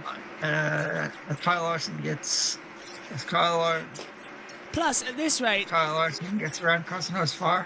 At this rate, I think when I eventually do come over to the States, it'll be the JBMotorsports tour of America. I'll visit everyone around everywhere.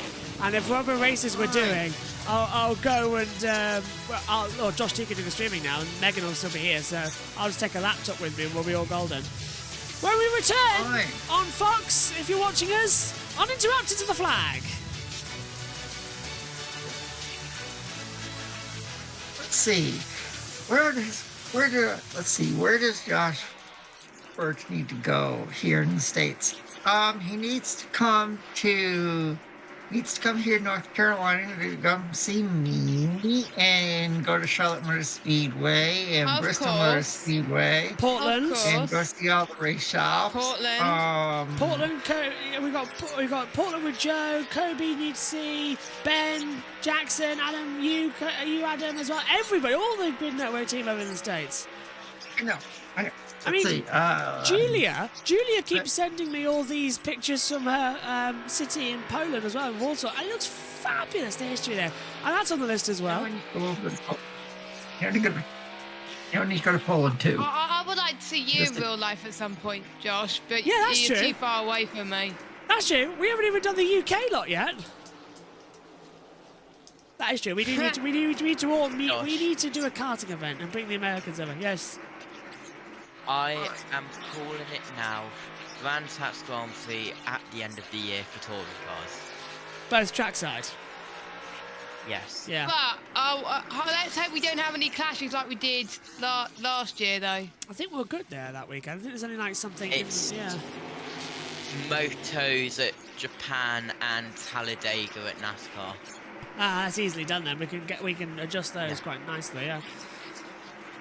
And because of it's Japan, everything is done before MotoGP wise before touring cars. Yeah, hours before. Hours, which means I can easily. Yeah, because it's done in the morning, our time. Yeah. I'm planning to be at Castle Coombe on the 5th and Brands Hatch on the 6th. But if a certain Mr. Birch is doing the weekend, then I'll do the weekend. I think I might be able to do the weekend if I can get a hotel. Oh, actually, it's Brands Hatch. I can just stay with them. Yeah, okay. Well, I'll have a look at that. We're into the final 10 minutes of this race. We've got plans. See, when I said we were going to be trackside and 24/7 this year, I did mean it. There's something on all the time to get all this done.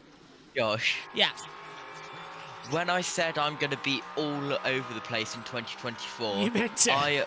I present to you my 4-page document of where I'm going trackside away from JBMotorsports. It's insane. It really is. Oh. Yeah. We need to send Adam trackside to some races in the States. That'll be fun. Get him there with a headset. Fine. It's called... Sure, it's called... we'll have Joe trackside at Portland, of course, for IndyCar and Formula E. Yeah. Yeah, for Formula E, we'll have Joe, we'll have Joe trackside for Formula E doubleheader and IndyCar Portland. Ooh, And I'll be trackside for the Saturday in London for Formula E. I do an ad for London E-Prix. I had to take a step back. She looks exactly like my friend Grace. I was like, what? Why did I step back in the commentary box? Blimey, that got me by surprise. That's Christopher Bell's partner, by the way, that we were just watching in the 20 box. As the 14 comes on the inside line as well, that's Briscoe trying to get past Reddick over 8th place.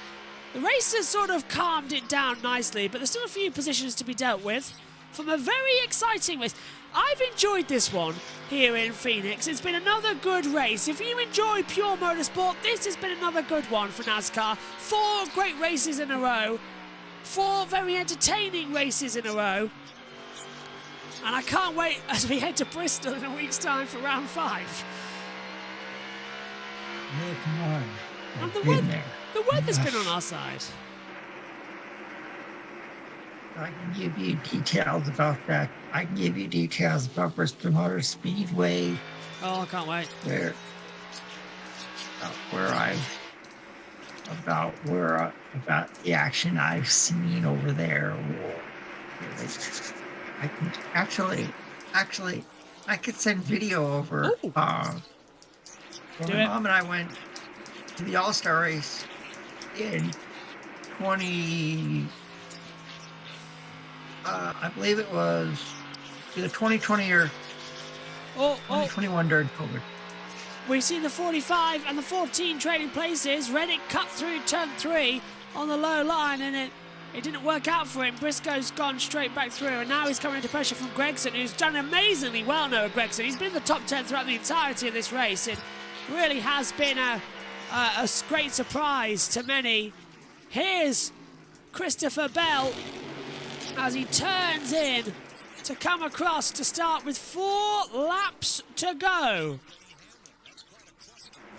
This has been another great one, as we're now seeing as well. That's Truex. Truex and Hamlin are battling with Gregson. Stay out of the way. And Gregson's down into 11th. No, he was in the top 10 for so long. And Truex on that alternate strategy is coming through like a hot knife through butter. He's going to get through Reddick as well. 3 laps to go. It's too late for anything in the front, though, because Bell is 6.4 seconds clear to Chris Buescher. Ty Gibbs has done an amazing job as well, being in 3rd. Keselowski, his highest finish of the year so far, will be in 4th. The same for Chastain. It's been another different winner order. You only get 16-point playoff. You only get 16 in the playoffs. We've got 4 different winners at this rate. We're going to have them secured, and everyone else is going to have to start battling for the playoff positions. Hey, gosh, it kind of reminds me of what happened in 2022 when we had, I believe it was 15 or 16 different winners that year. Yeah. Got insane, didn't it? It's going to get insane. Yes. Well, one more fly around. White flag in the year, sponsored by Credit One Bank. And Bell takes us towards the end. White flag, next flag ends the race.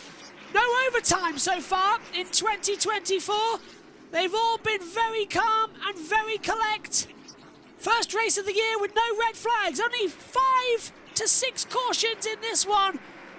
4 different winners from the first 4 races of 2024. Stage 2 winner becomes Stage 3. Christopher Bell wins the Shriners Children's 500 at Phoenix Raceway, and he does it with style. And it's tears all round in the 20 garage. Buescher is 2nd, Gibbs 3rd. Excellent car. What a race as we head into Bristol. Gibbs 3rd, great day from him. Keselowski's highest finish of the year in 4th. Blaney 5th. Chastain, Truex, McDowell fought back up to 8th. Briscoe and Red at the top 10. What a day, Josh. What a day. That was a good race, and it's ended before 11 o'clock. It's 10:51 UK time. Yeah, absolutely incredible race at Phoenix, and Christopher Bell on top. We'll hear from him in his post-race interview momentarily as well, but Busher as well. Good race from him. Adam, good race there from Phoenix. Good opening 4 races as well. 4 different winners. It just won't give up this season, will it? It's being energetic all the way around. Yeah, that's right, Josh. And it's the first non-Chevy driver to win this year. Snapping Chevy's three-race winning streak, and actually the highest placed Chevy driver was Ross Chastain in 6th. So quite a day for the Toyotas and the Fords, as Christopher Bell is literally having a smoke show in Phoenix. Will he go backwards? He's just putting the smokes on. No, he's not going to drive back, but what a race. As Blaney and Chastain at the line. Blaney got him by inches. The gap between Blaney and Chastain, 0.051 of a second across the line. Another close finish. Bernards and Donuts. Well done to Christopher Bell. Jess, what did you make of your first NASCAR race on the team? I really enjoyed it, actually. It was a very good race in general, some good battling all around, and something I would like to keep watching when I'm free, basically. So, yeah, it was a good one. I really enjoyed it. Stage 2 was quiet, but everything else was really good. Omi, have we converted you yet? Probably gone No. You converted me? Well, Jess is done, but Omi, come on, it's good. It's racing. Good. Hey, Jess, It's good it's called racing. wait till next week at Bristol. It's going to be crazy. I'm going to miss Bristol. I've got one up. Have us on in the background, Jess. I'll send you the link. I might do, actually. I might have it on my other screen. Here's the interview. Interviews. And you came from 20th on that last restart to get up to the front. How does this one feel? Oh, man, this one feels really good. And just a credit to Adam, man. Adam, White Knight William, my engineers, my crew chief, and all the mechanics on this thing. You don't get cars like that very often, as you know. So just super, super proud to be on this 20 car. You know, this Ream Camry was amazing today, and I feel like we have capability of running races like this a lot. So hopefully this is the first of many this year. Christopher Bell wins at Phoenix. What a run. Chris Buescher, we're talking to him. What a bounce back from a week ago at Las Vegas. You end up second here. How good does that feel for you and this whole team? That's huge. We talked a lot internally. I mean, we've been able to lead race at any point in all 3 races leading up to this, and we didn't quite get there today, but certainly a great finish for our BuildSubs.com Ford Mustang. Really proud of everybody. This is a good triumph. You know, I know we had a rough go last week, and this was good to get everybody back together, prove that we're in this together, that we're gonna win and lose these things as a team. But that was almost a win today. We were close in a way, but like we were just talking, I couldn't even see the 20s. So you know, that was gonna be a tough one to battle for a win. But really impressed with everybody today. They did a heck of a job and worked hard to get back up where we needed to be there at the end. Was able to save just enough fuel to be able to go 100% there at the end, and at least get one more spot and get the second. So really proud with that. Thanks, Chris. Well done. Thank you. Christopher Bell beats Chris Buescher by 5.5 seconds. Toyota versus Ford. Ty Gibbs third. Brad Kozlowski fourth. Ryan Blaney completes the top 5. Christopher Bell, the winner in the Arizona desert. We'll hear from the Charlotte studio right after this. What a race! What a day! As we take the checkered flag out there as well. On the running order. What a stream! What a day. It's been another fantastic one. Let's round out then with the full results. As we said, it was Bell from Buescher, Gibbs, Keselowski, and then we get Blaney, Chastain, Truex, McDowell coming into it. Briscoe and Reddick, the top 10. Hamlin, Gregson, Suarez, Larson, Holsavar, Wallace. Didn't talk once about Bubba Wallace today. He's had a calm day. He was down in 16th place. Not once have we talked about him in the stream. Then Gilliland, Byron, Elliott, Bowman, Stenhouse Jr. alongside Busch, Preece, Haley, Nemechek, Berry, Burton, Hemrick, Zane Smith, Growler, Jones, and Dylan. In fact, I really do feel bad. We've not talked about Bubba Wallace once all day. Not once in any regard. We've talked about every other driver bar Bubba Wallace. Bubba, I'm so sorry about that. But you had a calm day out there. And then out of the race was Lejour, Logano, Krause, and Cindric as well. In terms of points paying positions, this is how they look after it. Ryan Blaney leads the standings on 151. He's 10 clear to Kyle Larson on 141, who's tied with Truex. Byron's on 134. Reddick and Gibbs on 130. Chastain and Hamlin on 129. Elliott's on 123. Suarez 114. Busch on 110. As we see on the international feed, they're all just getting ready to go back up to Fox. After that, Bell's on 102 with that win today. After that, Bowman 99, Wallace 97, 87 for Cindric, 86 Buescher, 84 McDowell, and Jones, Briscoe 83. Coming down on that one as well. Steinhaus on 80, same as Nemechek. Kozlowski 75. Lejour 70, the same as Hocevar. 67 for Henrik. 53 Gregson and Burton. 52 Gilliland and Haley. Logano 51 on that point from today in the running order. One camera. 3. There we are. What a day. Thank you very much to you, Adam and Josh, for your coverage in IndyCar and then coming straight to the box for NASCAR. You've been in the box for ages. Go and have a very well-deserved rest. Thanks to Jess for all the coverage this weekend as well, and Omi for tuning in the stream, and to all of you at home. We're going to go for a very well-deserved break now. This has been one of the toughest weekends we've ever done on JB Motorsports because of all the technical issues that have plagued us. But I am so proud of every single one of the team because it has been still as exciting and just as good as the content we can produce. Technology fails us. We don't fail ourselves. Thanks, guys, for your company this weekend. Thanks to all of you at home as well. We'll see you in a week when we'll be limiting down just Formula E on Bristol. Shouldn't be too bad then, shouldn't it? We'll see you next week. Bye-bye.